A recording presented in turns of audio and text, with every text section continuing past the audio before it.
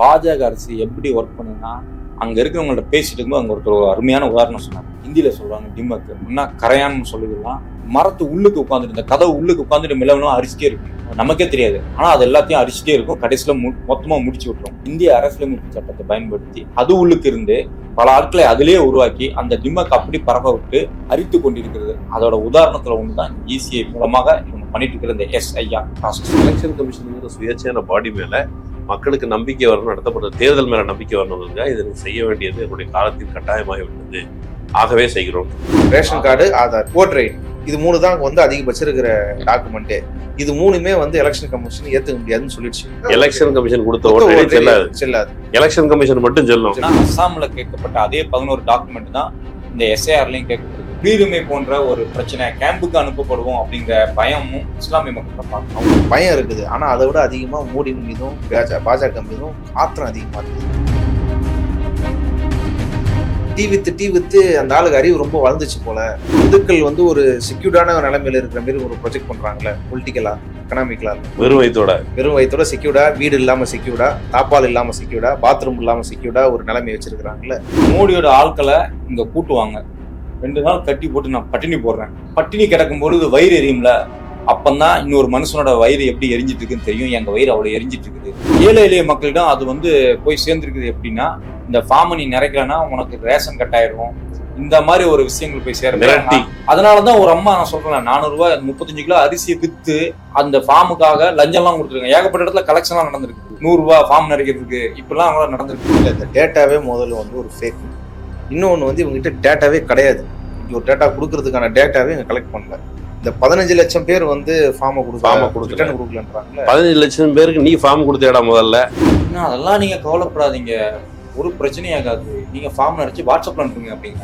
இதுதான் இப்போ வாட்ஸ்அப்ல தான் என்ன சொன்னீங்க, ஸ்பெஷல் इंटेंसिव रिवीजन। अच्छा, वो फॉर्म भर के देने से हो जाएगा? मेरा व्हाट्सएप पर कर दीजिए। व्हाट्सएप पर कर देंगे। आप ही लोग का तो काम करते करते मेरा तबीयत इसी काम करते करते तबीयत खराब हो गया। இதுதான் அந்த ஸ்பெஷல் இன்டென்சிவ். வாட்ஸ்அப்ல ஃபார்ம் வாங்கி நிரப்புறது. 25ஆம் தேதி நாங்க போய் வீடியோ எடுக்கிறோம். அந்த அம்மா கையில ஃபார்ம் வச்சுருக்காங்க. BLO வரல, யாரும் வரல. இந்த ஃபார்ம் என் கிட்ட தான் இருக்கு. நான் இப்ப யார்கிட்ட கொடுக்கணும்னு எனக்கு தெரியல அப்படின்னு சொல்றாங்க. இந்தியாவில் தமிழ்நாடு போல இன்னொரு பெரிய மாநிலம் வளர்றதுக்கான அத்தனை வாய்ப்புகளும் வசதிகளும் மனிதர்களும் உள்ள இடம் பீகார். ஆனா அதை செய்ய விடாம நம்மளை எப்படி முன்னாடி தடுத்து வச்சிருந்தாங்களோ, அது மதத்தின் பெயரால், சாஸ்திரத்தின் பெயரால், சம்பிரதாயத்தின் பெயரால் தடுத்து வச்சிருக்காங்க. அரண்சை நண்பர்களுக்கு வணக்கம். அரண்சை ஊடகம் சுயேட்சையாக இயங்குவதற்காகவே உருவாக்கப்பட்டது. நாம் செய்கிற வேலை உண்மையிலேயே மக்களுக்காக செய்கிறோம் என்பதை நீங்கள் நம்பினால், வாய்ப்பு இருந்தால் இந்த ரேசர் பே QR கோடுக்குள்ள நீங்கள் அதை ஸ்கேன் பண்ணி எங்களுக்கு உங்களால் இயன்றதை விருப்பம் இருந்தால் ஆதரவு தெரிவிக்கலாம். வணக்கம் நண்பர்களே, இது அரண்சை. நான் மகிழன். பல்வேறு அரசியல் சமூக நிகழ்வுகள் தொடர்பாக பல்வேறு ஆளுமைகளை சந்தித்து உரையாடி வருகிறோம். அந்த வகையில் நாம் சந்திக்க போகின்ற சிறப்பு விருந்தினர்கள் தோழர் சதீஷ், தோழர் அரவிந்த். வணக்கம். வணக்கம். இன்னைக்கு நம்ம நடராத்திரி உட்காந்து ஒரு இன்டர்வியூ பதிவு பண்றோம். பகல் முழுக்க விவாதிச்சு, பகல் முழுக்க 2-3 நாளாவே விவாதிச்சு, நீங்க நேர்காணல் எப்படியா எடுத்துடலாம், உங்கள்கிட்ட கெஞ்சி கூத்தாடி எங்களை கட்டாயப்படுத்தி மிரட்டி. ஆமா, பீகாருக்கு ஒரு பயணம் அப்படிங்கிறத ஒரு இனிஷியேட்டிவ் எடுக்கணும், போகணும் அப்படின்னு தோணுறதுக்கான காரணம் என்ன, பர்பஸ்? அதான் பீகார்ல election commission of India SIR என்ற ஒரு ப்ராசஸ் நடத்துது. வாக்காளர் பட்டியல் சிறப்பு தீவிர திருத்தம் அப்படின்ற பேர்ல ஒரு ப்ராசஸ் நடத்துது. அது வாக்காளர்களை ரெகுலேட் பண்ற ஒரு ரெகுலரான ப்ராசஸ் கிடையாது. அது வாக்குரிமையை பறிக்கக்கூடிய ஒரு ப்ராசஸ். அது மட்டும் இல்லாம குடியுரிமையும் சேர்த்து பறிக்கக்கூடிய ஒரு ப்ராசஸ் சொல்லிட்டு பெரும்பாலான எதிர்கட்சிகள் அந்த விமர்சனத்தை வச்சாங்க. அது என்ன, இது வாக்காளர் உரிமையை பறிக்கிறது ஒண்ணு, குடியுரிமையை பறிக்கிறது அப்படின்றது எப்படி எடுத்துக்கிறது? ஏன்னா இது CAA NRC இந்த பிரச்சனையை அறிமுகப்படுத்தப்பட்ட போது, அந்த அமெண்ட்மெண்ட் கொண்டு வர போது இந்தியா முழுக்க பயங்கரமான போராட்டங்கள் நடந்தது. பல பேர் அரசு வன்முறையில பயங்கரமான காயங்கள் உட்படப்பட்டாங்க, இறக்கப்பட்டார்கள். பிஜேபி காரங்கள் நேரடியா கொலை செய்யற அளவுக்கு அந்த மாதிரியான போராட்டங்கள்லாம் நடந்தது. சென்னையிலே இங்க லாலா குண்டா இடத்துல சென்னை சாகின் பாத்னு சொல்லி நடந்தது. அங்க டெல்லியில சாகின் பாத் சொல்லி ரொம்ப எஃபெக்டிவா நடந்தது. அந்த பிரச்சனையை வேற ஒரு பேர்ல வருதுன்னு சொல்றாங்க. ஆனா ஒரு எந்த இம்பாக்டுமே கிடையாது நாடு முழுக்க. அந்த பீகாரை சார்ந்த கட்சிகள் பேசுது, வெளியில சிலர் பேசுறாங்க, அத்தோட இருக்குது. பீகார்லயும் பெரிய அளவுல போராட்டம் நடந்ததா கேள்விப்படலை. அப்போ இது உண்மைதானா, அப்படி ஒரு விஷயம் நடக்குதா, அப்படி ஒரு விஷயம் நடக்குதுன்னா அது ஒரு அபாயன்றது எப்படி எடுத்துக்கிறோமோ, அந்த விஷயம் வெளில பேசும் பொருளா மாறாமலே அதுக்கு ஒரு எதிர்ப்பு வராமலே அது ஸ்மூத்தா ரன் ஆகுறதுன்றதுல அது இன்னொரு பெரிய அபாயமா பார்க்கப்பட்டது. எங்களுக்கு அப்படி பட்டுது. அது வெறும் பீகாரோட நிக்கல, இந்தியா முழுக்க வந்து எலெக்ஷன் கமிஷன் இது நடத்த போகுது அப்படின்னு அதை அறிவிச்சிருக்குது. அப்போ அது வந்து தமிழ்நாட்டை முன்கூட்டியே எச்சரிக்கை வேணும் அப்படின்ற தமிழ்நாட்டு வாசலை வந்து தட்டுவதற்கு முன்னாலே அது என்ன ஆபத்துன்னு தொட்டு பார்க்கறதுன்னு போயிட்டீங்க. சிம்பிளா சொல்லணும் அப்படின்னா, எல்லா பிரைம் மினிஸ்டரும் ஏரோப்ளேன்ல ஏறி போனாங்க. உங்களுக்கு ஏதாவது அது நியூஸா இருக்கா, உங்களுக்கு எதுவும் பிரச்சனையா இருக்கா? கிடையாது. ஆனா மோடி ஃபிளைட் ஏறிட்டாருன்னா அங்க வந்து ஏதோ ஒரு ஒப்பந்தம் நடக்கும் போது அது அதானிக்கு வந்து இந்தியாவில் கொஞ்சம் பகுதி பிச்சு கொடுக்க போறாருன்னு ஒரு சந்தேகம் வந்துருது. ஒரு பிரச்சனை ஒண்ணு பின்னாடி வருதுன்னு நம்ம முன்கூட்டியே இருக்கோம். எல்லா வருஷமும் இந்த இடி சிபிஐ எல்லாம் இத்தனை வருஷமா ரெய்டு நடந்துட்டு தான் இருந்திருக்கு.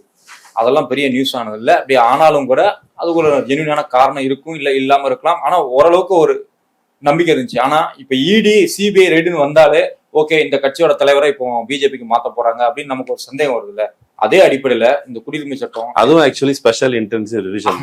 அப்படி ஒரு கட்சியில இருக்கிற வேட்பாளரா இன்னொரு கட்சிக்கு ஸ்பெஷலா அப்படி இன்டென்சிவா அழைச்சிட்டு வர்றது. மேலெல்லாம் ஓட்டி பார்த்துட்டானுங்க, ஒரு பிரச்சனையும் இல்லை. அப்போ கீழே கொஞ்சம் ஓட்டி பாக்குறானுங்க போல ஒரு டவுட் வருது. இதை பேசிட்டு இருக்கும்போது அரவிந்த் வந்து சொன்னாரு, நம்ம ஏன் பீகார் போகக்கூடாது, ஆக்சுவலி நாங்க தூத்துக்குடி பக்கம் போலான்னு இருந்தோம், அது வேற ப்ராஜெக்ட் இல்ல, நம்ம கொஞ்சம் கடையை அந்த பக்கமா போய் பார்ப்போம் எப்படி இருக்குன்னு பீகார் போலான்னு ஒரு பிளான் பண்ணோம். அவர் ஆஃபீஸுக்கு சொன்னோம், எங்க ஆஃபீஸ்லலாம் சுதந்திரமா பறந்து போட்டாங்க, அவங்க ஆஃபீஸ்ல எப்பறம் சுதந்திரமா பறந்து போகலாம், நானும் அவங்க கூட வருவேன்னு கரிகாலங்க. இப்போ பீகாருக்கு போறது அப்படிங்கிறது வந்து, இப்போ நம்ம பீகார் பயணம் எப்படி இருக்கும்னு நமக்கு தெரிஞ்சது வரைக்கும், சென்ட்ரல் ரயில்வே ஸ்டேஷன்ல இருந்து சாரை சாரையாக தொழிலாளர்கள் வந்து இறங்குவது ரயில் நிலையங்கள், அதுக்கு பிறகு நம்மோடு வேலை பார்க்குற பீகார் தொழிலாளர்கள் தமிழ்நாட்டிலே புழங்குறவங்க. இன்னும் சொல்லப்போனால் இன்டீரியர் சவுத் ஆஃப் தமிழ்நாட்டிலே கூட இந்த களப்புடுங்கிறது வரைக்கும் நாற்று நட்டுறது, களப்பறிக்கிறது, அப்புறம் இன்னொரு இதர விவசாய வேலைகள்லாம் கூட கொஞ்சம் கொஞ்சமாக வர தொடங்கிட்டாங்க. பீகாருக்கு போகணும்னு சொன்னால் இங்கேருந்து பீகார் வந்து நமக்கு மேப்பில் பார்த்தாலே கொஞ்சம் தொலைவாக இருக்கும். நம்ம எங்கன்னா பக்கத்தில் ஏதாவது இப்போ தூத்துக்குடி போகணும்னு நீங்கள் ஒரு வேளை திட்டமிட்டு இருந்தாலும் தூத்துக்குடி போகிறதுக்கு எவ்வளோ செலவாகும், எப்படி போகிறது, இது எல்லாமே யோசனைக்கு வரும். பீகாருக்கு போகணுங்கிற போது வெறும் சிந்தனை மட்டும் பத்தாது, டப்பு தேவை. அப்போ அந்த ப்ராசஸே முன்னாடி டயரா, அது பல திட்டங்கள் கீழே களத்துக்கு போகணும்னு சொன்னாலும் அது காசு வந்து ஒரு முதன்மையான பிரச்சனை. எப்படி போகிறது, நம்மகிட்ட இல்லையே, அப்படி நம்மகிட்ட அந்த மாதிரி எந்த இன்ஃப்ராஸ்ட்ரக்சர் இல்லை. அதை மீறி இந்த பயணத்தை எப்படி திட்டமிட்டீங்க? அதான் ஏற்கனவே சொன்ன மாரி இது பல பேர் வந்து உயிர்களை கொடுத்து போராடி தடுத்து நிறுத்தணும் அப்படின்னு சொல்லப்பட்ட ஒரு திட்டம், ஒரு சட்டம். அது இன்னைக்கு கேஸ்ல இருக்குது சுப்ரீம் கோர்ட்ல, அது ஒரு பக்கம் இருக்கட்டும். அப்படிப்பட்ட ஒரு விஷயத்த வேற ஒரு பேர்ல எலெக்ஷன் கமிஷன் வழியா கொண்டு வரானே, அதை விட டேஞ்சர் வந்து அது யாருக்கும் அவேர் இல்லாம இருக்குது. அது இந்த திருட்டு அந்த பயத்தை வச்சுதான் நாங்க போகணும்னு நினைச்சோம். நீங்க சொன்ன மாரி அதுக்கான வாய்ப்புள்ள நபர்களாகவும் நாங்க இல்லை, சேனலும் அப்படி இல்லைன்றது எல்லாருக்கும் தெரிஞ்ச உண்மை. அதை நாங்கள் இப்போ இதை ஒட்டி ஒரு ஃபண்டு கேட்கணும் அப்படின்றதுக்காக நாங்கள் எதுவும் சொல்லலை. உண்மையிலே அந்த போகிறதுக்கான பணம் ஒருவர்கிட்ட கேட்டோம், தோழர் ராஜன் அவர்கிட்ட மட்டும் கேட்டோம். அவரு ஒரு அமௌண்ட் கொடுத்தாரு. மற்றபடி இந்த அமௌண்ட் எல்லாமே ட்ரைப்ஸில் வந்த சம்பள பணம். அதை அப்படியே எடுத்து கரிகாலன் போட்டார். தோழர் வந்து அவங்க மனைவி கிட்ட ஒரு 5,000 20,000 வாங்கி அதில் போட்டார். இந்த பணத்தை வச்சு தான் போனோம். அது இன்ன வரைக்கும் அதை திருப்பி எடுக்கிறதுக்கான முயற்சிக்குள்ள வர முடியல. ஏன்னா அங்கே போயிட்டு வந்த அவுட்டை வந்து ப்ராசஸ் பண்ணுறது ஹிந்தியில் எல்லாமே இருக்குது, அது டப் பண்ணுற வேலை தான் போயிட்டு இருக்குது. நாங்கள் என்ன ஒரு அச்சத்தில் என்ன மாரி ஒரு பிரச்சனையாக இருக்குமோ அப்படின்னு எதிர்பார்த்து போனோமோ அதை விட ஒரு இன்னும் தீவிரமான பிரச்சனையாக தான் அந்த பிரச்சனை இருக்குது. ஓகே, நம்ம ஒரு தவறான இடத்துக்கு போகலன்ற ஒரு இது இருக்குதே தவிர, ஆனால் அந்த பணத்தை போய் இறங்கினோன்னா உங்களுக்கு இந்த அயற்சி போகிறதுக்கான காரணம் இன்னொரு காரணம் இருக்குது. ஹிந்துல இவர் தான் அந்த ஆர்டிகிள் எடுத்து காட்டினாரு. அதில் அங்கே வந்து பொதுமக்களோட ஹியரிங், பீப்புள்ஸ் ஹியரிங் அப்படின்னு வச்சு அங்கே இருக்கிற சில அமைப்புகள் சேர்ந்து ஒரு நடத்தினாங்க. அதில் பீகாரில் ஒரு அம்மா, அவங்க வந்து மாதத்துக்கு 35 கிலோ அரிசி என்னவோம், பிலோ புவரிட்டி லைன், ரொம்ப ஒடுக்கப்பட்ட ஏழை மக்கள் இருப்பாங்கல்ல, அவங்களுக்கு தான் அந்த ரேஷன் கடையில் அது கிடைக்கும். இதுக்குள்ள டாக்குமெண்ட் வந்து அவங்கள்ட்ட எதுவுமே கிடையாது. அங்கே இருக்கிற மக்களுக்கு என்னன்னா, இந்த டாக்குமெண்ட் இருந்தால் தான் நான் அடுத்து வந்து எனக்கான என்னாலும் கிடைக்கும், ஈவன் அந்த ரேஷன் அரிசி கூட கிடைக்கும் அப்படிங்கிற ஒரு நம்பிக்கை. ஓட்டர் ஐடியெலாம் அவங்க பிரச்சனை இல்லை. நான் வந்து இந்த நாட்டில் எதுக்குமே தகுதி இல்லாமல் போயிடும் போல, எனக்கு ஒன்றுமே கிடைக்காது அப்படின்னு நினச்சி 35 கிலோ அரிசியை விற்று அதில் ஏதோ 400 ரூபாய் கொண்டு போய் அவங்கள்ட்ட கொடுத்து இந்த ஓட்டர் ஐடிக்கு இந்த டாக்குமெண்ட்டுக்கு ஃபார்ம் ஃபில் பண்ணியிருக்காங்க. இதே மாதிரி ஒரு சில கதைகளை படிக்கும் பொழுது பொருளாதாரம் நீங்கள் சொல்கிறீங்களே, ஒரு தாய்க்கு, இப்போ என்னோட தாய் வந்து ஏதோ ஒரு இடத்துல இருக்கிறாங்க, ஒரு தாய் இப்படி நடந்து போய் மெனக்கட்டு கையில் கிடச்சி 35 கிலோ அரிசியை விற்று அந்த 400 ரூபாய்க்கு அந்த ஃபார்மை ஃபில் பண்ணி அவர் வர்றதெல்லாம் யோசிச்சு பார்த்தீங்கன்னா, அவங்க முன்னாடி நாங்கள் ஒன்றுமே இல்லை. ஏதோ நம்ம செய்யறோம், அவங்க செய்யறாங்க, அவங்களுக்கு இது நடக்காம நம்ம என்ன செய்யணும் அப்படிங்கிறதுக்கான ஒரு அந்த கதையை காது கொடுத்து கேட்கணும். இப்போ ஒன்றும் இல்லை, இப்போ தமிழ்நாட்டில் வந்து ரேஷன் கடைக்கு அலையிறது, ரேஷன் கார்டு, இப்போ சமீபத்தில் நம்ம கூட ஒரு பேட்டி எடுத்தோம், ரேஷன் கார்டு வாங்குறதுக்கு அந்த அம்மா பட்ட கஷ்டம்னு. ஆனால் பொதுவாக இந்த பொது விநியோக முறையும் தமிழ்நாட்டில் ஸ்ட்ராங்காக இருக்குது. இப்போ அங்கே வந்து இந்த வாக்குரிமைங்கிறது நமக்கு சாதாரணமாக கிடைச்சிடல. பல பேருடைய தியாகம், பல பேரோட நீண்ட கால சிவில் ரைட்ஸ் மூவ்மெண்ட், சர்வதேச அளவில் வந்த அழுத்தங்கள், அதற்கு பிறகுதான் நமக்கு அனைவருக்கும் வாக்குரிமைங்கிறது. இப்போ வந்து சாதாரண பஞ்சப்பராரி ஏழைகள் வீட்லேயும் வந்து என்னப்பா உனக்கு என்ன வேணும், பைப் போட்டு தரணுமா? இப்போ தாராவியில் அரசியல்வாதிகள் எதுவுமே செய்ய மாட்டாங்க. எலெக்ஷன் வந்தால் திடீர்னு குப்படப்பாவை சுற்றி பவுடர் போட்டு வைப்பாங்க, அப்புறம் சாக்கடையை லைட்டாக அன்னைக்கு க்ளீன் பண்ணுவாங்க, அப்புறம் வந்து பைப்பில் தண்ணி வரும். இவ்வளோதான் அரசியல்வாதிகள் நம்மளுக்கு கிடைக்குண்டு. ஆனால் அவன் வந்து 5 வருஷத்துக்கு ஒரு தடவை குறைந்தபட்சம் மனசுனா மதிச்சு வந்து நம்மகிட்ட வந்து கேட்பான். அப்படி அந்த வாக்குரிமை தொடர்பாக மக்களுக்கு பெரிய இந்த ஜனநாயகம் பற்றி ஐயோ இங்கே பூத்து குலுங்க போகுது அப்படின்னா ஒன்றும் இல்லை. ஆனால் இந்த வாக்குரிமைங்கிறது ஒரு ஸ்பெஷல் ரைட். அதை குறித்து பாஜக சங் பரிவார் அமைப்பை சேர்ந்த அந்த சுப்பிரமணிய சாமி கொஞ்ச நாளைக்கு முன்னாடி இஸ்லாமியர்களுக்கு வாக்குரிமை வழங்க தேவையில்லை, வாக்குரிமை வழங்க தேவையில்லையா, see voting is not right, it is a privilege அப்படின்னு நான் சொல்லியிருந்தேன். இப்போ நீங்க இது வந்து ஒரு ஆபத்து அப்படின்னு உணர்றீங்க.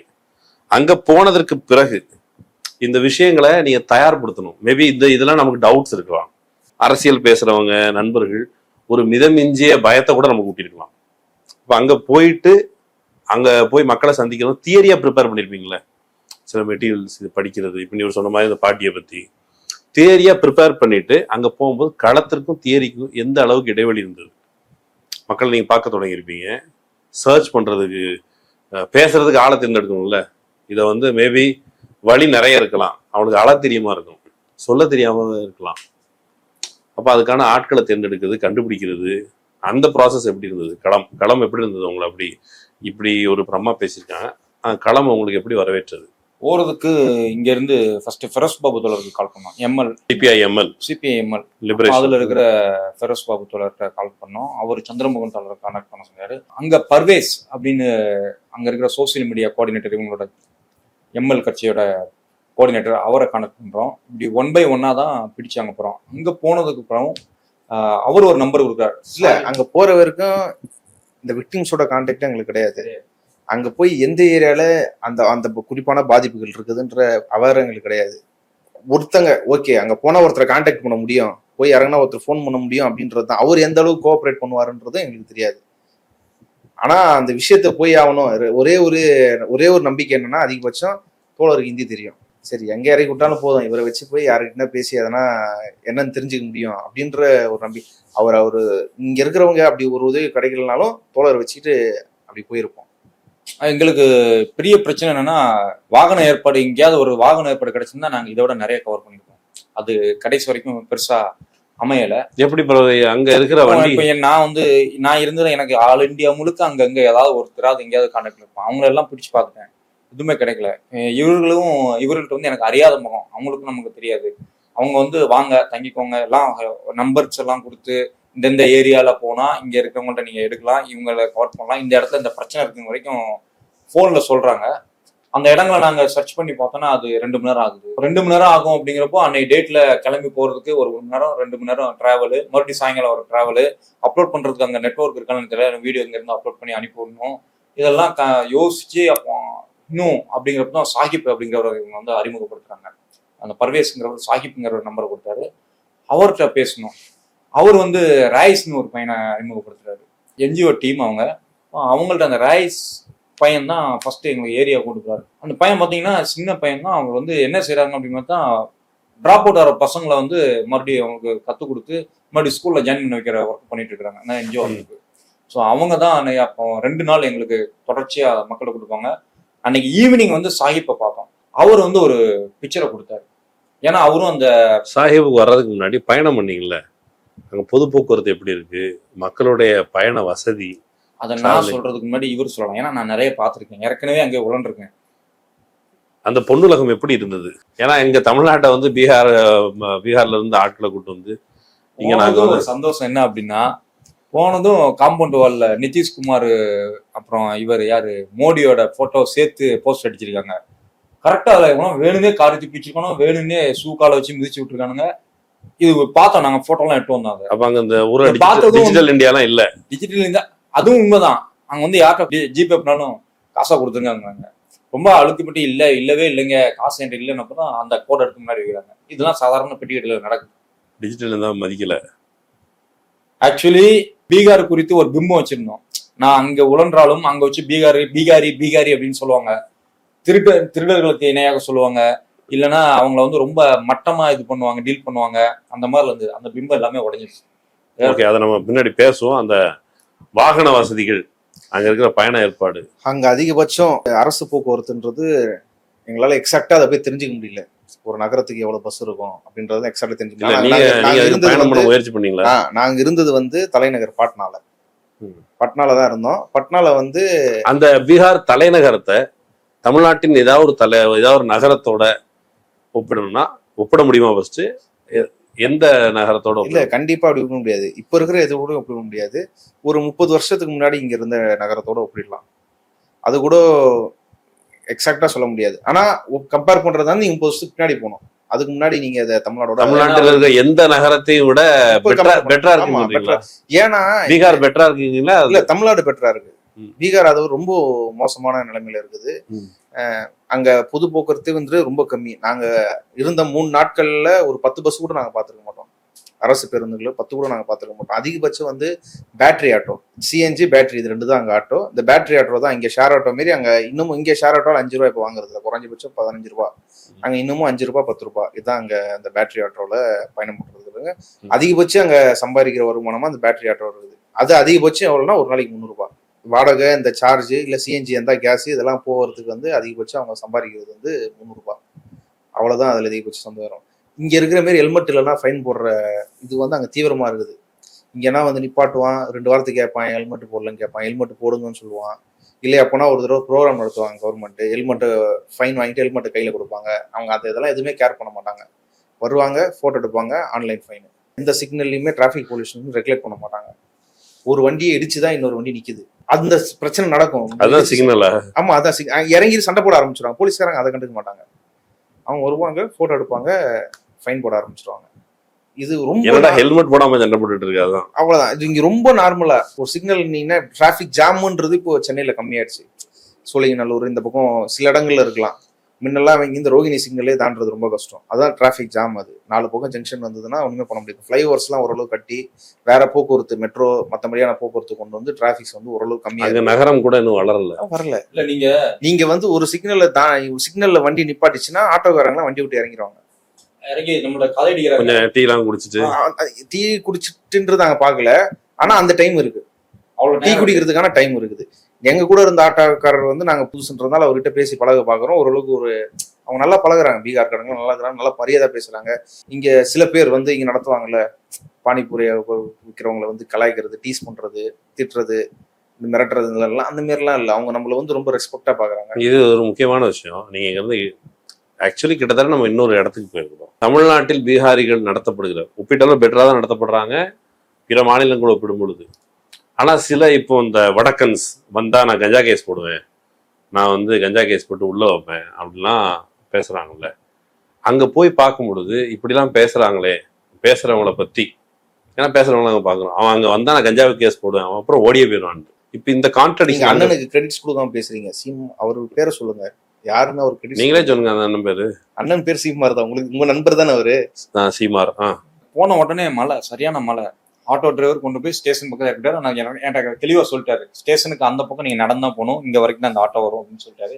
அங்க இறங்கி நாங்க வேற இடத்துக்கு. காரணமும் அங்க டிராபிக் ரெகுலேஷன்ஸ் இல்லை. ஆமா, அந்த பிரச்சனை தான். இப்போ மஜித்துக்கு முன்னாடி நிக்கிறோம், ஸ்டேஷனுக்கு பக்கத்துல ஒரு மஜித்துக்கு முன்னாடி நிக்கிறோம், பாலத்துக்கு கீழே. என்ன மஜித் அது?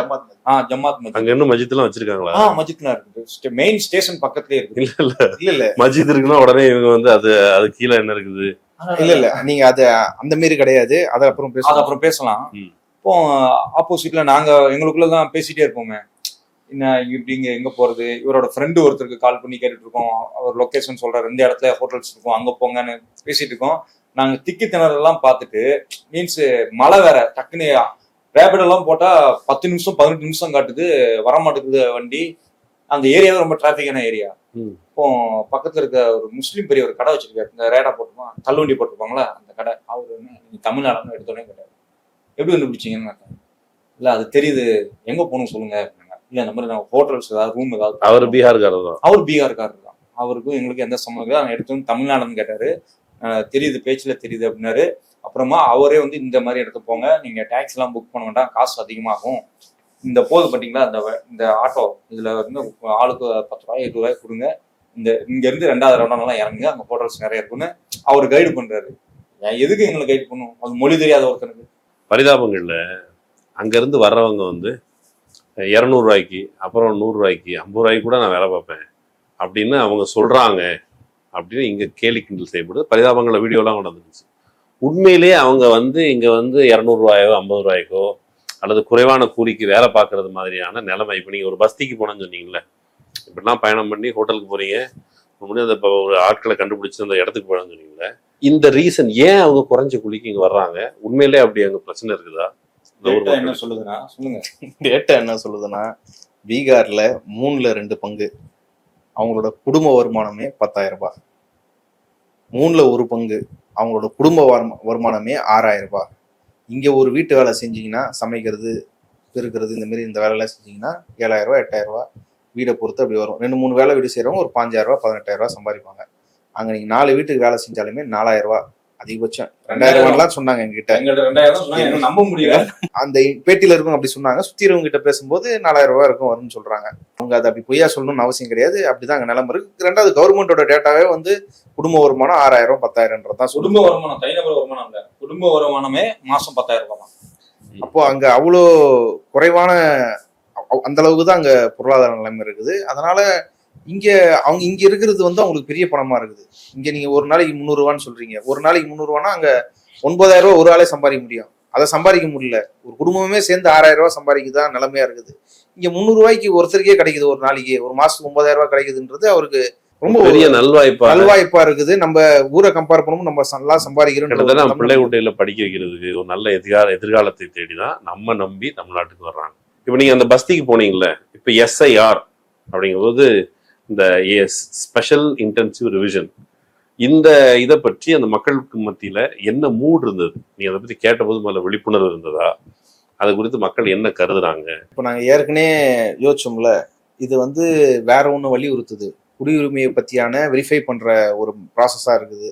ஆனா ஏன் இவ்வளவு எதிர்ப்பு வரல அப்படின்னு ஒரு இது இருந்தது இல்லை. அங்க போய் பார்த்தோம்னு ரயில்வே ஸ்டேஷன் ரோடு இறங்குறோம்.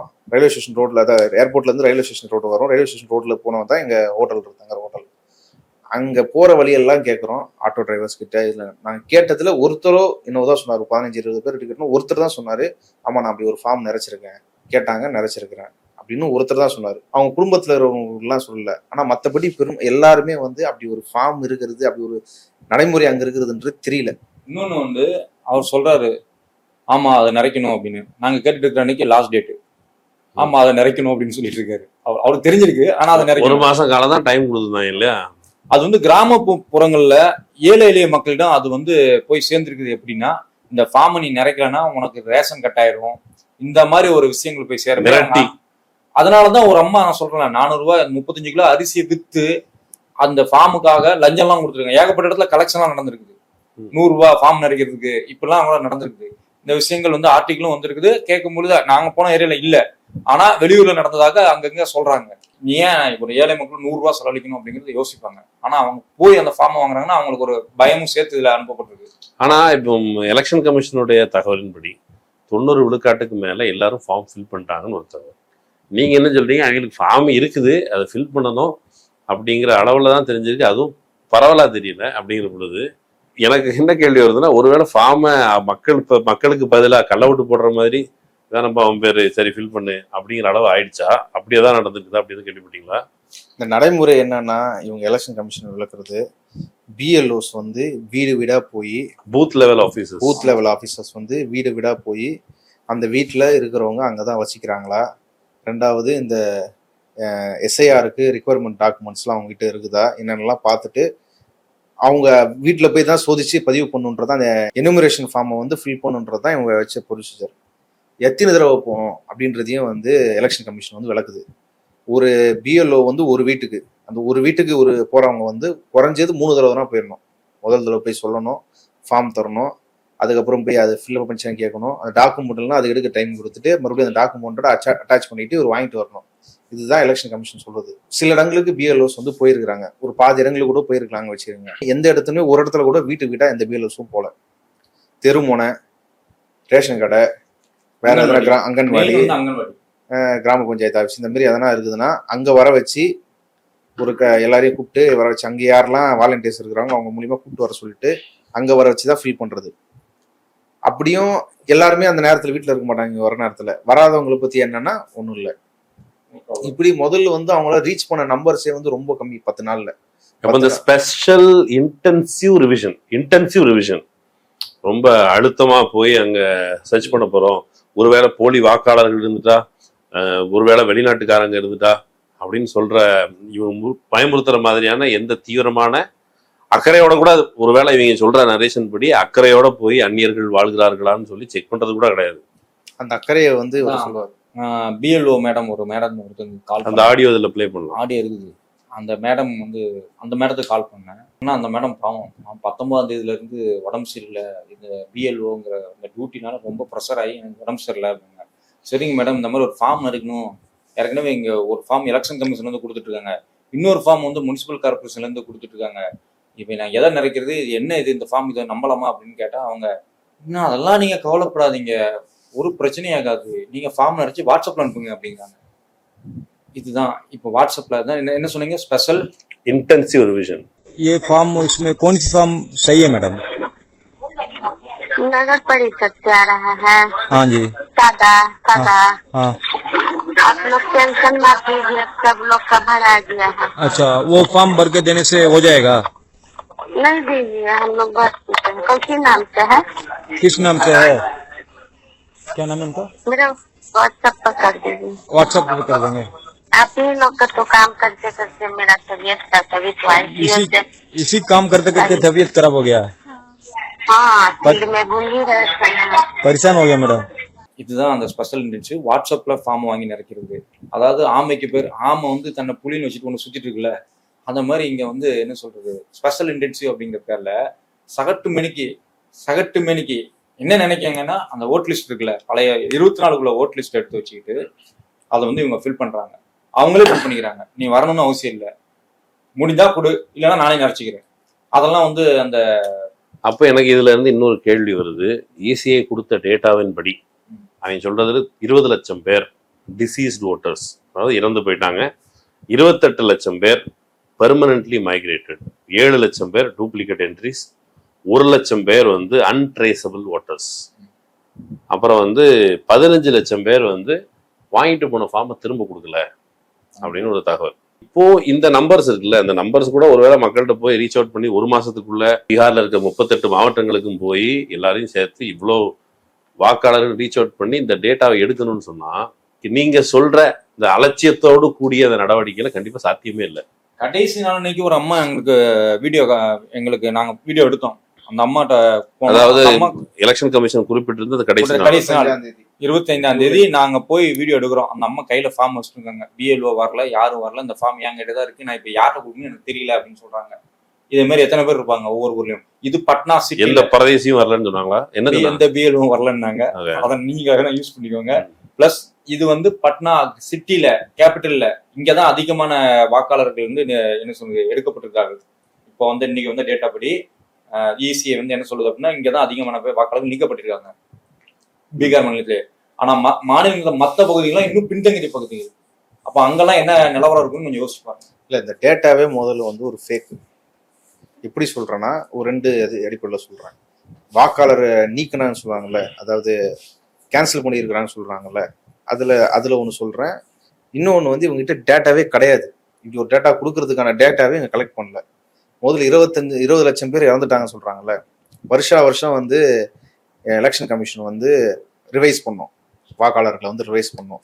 கூடுதலாக சேர்க்க வேண்டியவங்க 18 வயதுக்கு மேலே வந்திருப்பாங்களே, அவங்க சேர்க்க வேண்டியது, இறந்தவங்களை நீக்க வேண்டியது, இந்தமாரி ப்ராசஸை வருஷம் பண்ணோம்.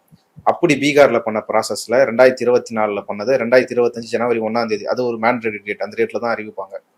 அப்படி அறிவிச்ச இடத்துல ஒரு வருஷம் 2024 இறந்தவர்களுடைய எண்ணிக்கை வந்து 4 லட்சம். 6 மாசத்துல இந்த 6 மாசத்துல 20 லட்சம்னு இவங்க ஒரு டேட்டா 22 லட்சம். 22 லட்சம் இவங்க ஒரு டேட்டா கொடுக்குறாங்க. இது இது வெளிப்படையான ஒரு முரண்பாடான ஒரு விஷயமா இருக்குல்ல.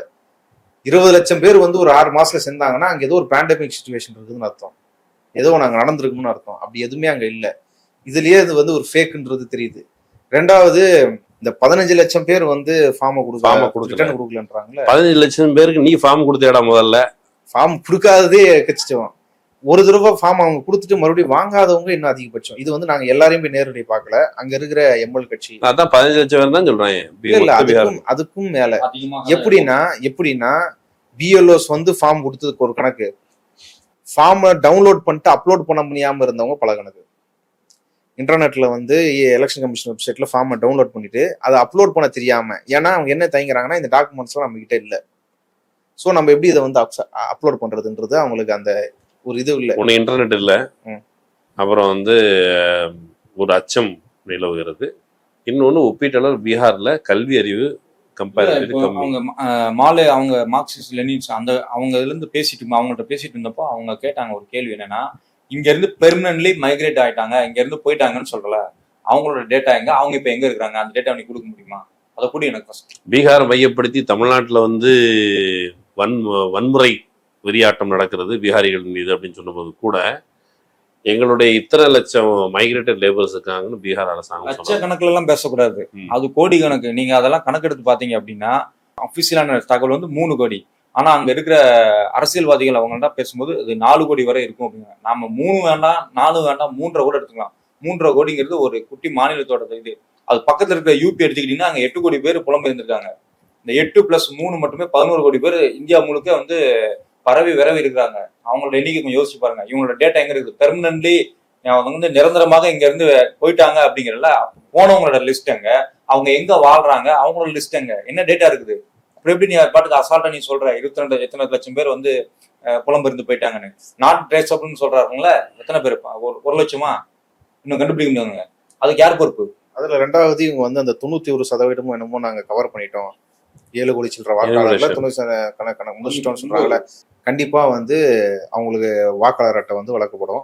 மிச்சம் இருக்கிற 65 யாருன்னா எரரா வந்து விடுபட்டால் எங்ககிட்ட அதுக்கான இது இருக்குது, நீங்க தப்பா விட்டுட்டீங்கன்னு சொன்னா அவங்க கிளைம் பண்ணி மறுபடியும் வாங்கிக்க முடியும்னு சொல்றாங்கல்ல. இந்த 91 வந்து இவங்க எப்படி ஃபைனல் பண்ணாங்க? இவங்க கேட்ட டாக்குமெண்ட்டை யாராலுமே அங்க கொடுக்க முடியாது.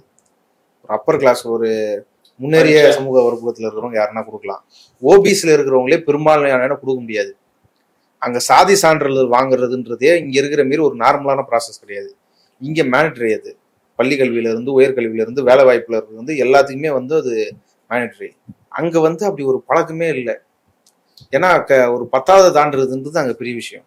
நீங்க ஒரு தேவை இருக்கணும்ல, சாதி சான்றிதழுக்கு, அப்படி இல்லை. இங்க வந்து அரசு வந்து ஒரு கட்டாயப்படுத்தி அதை வலியுறுத்தி கொண்டு போய் சேர்க்குது, அதை பத்தி ஒரு விழிப்புணர்வு கொடுத்து எல்லாம் கொண்டு போய் சேர்க்குது.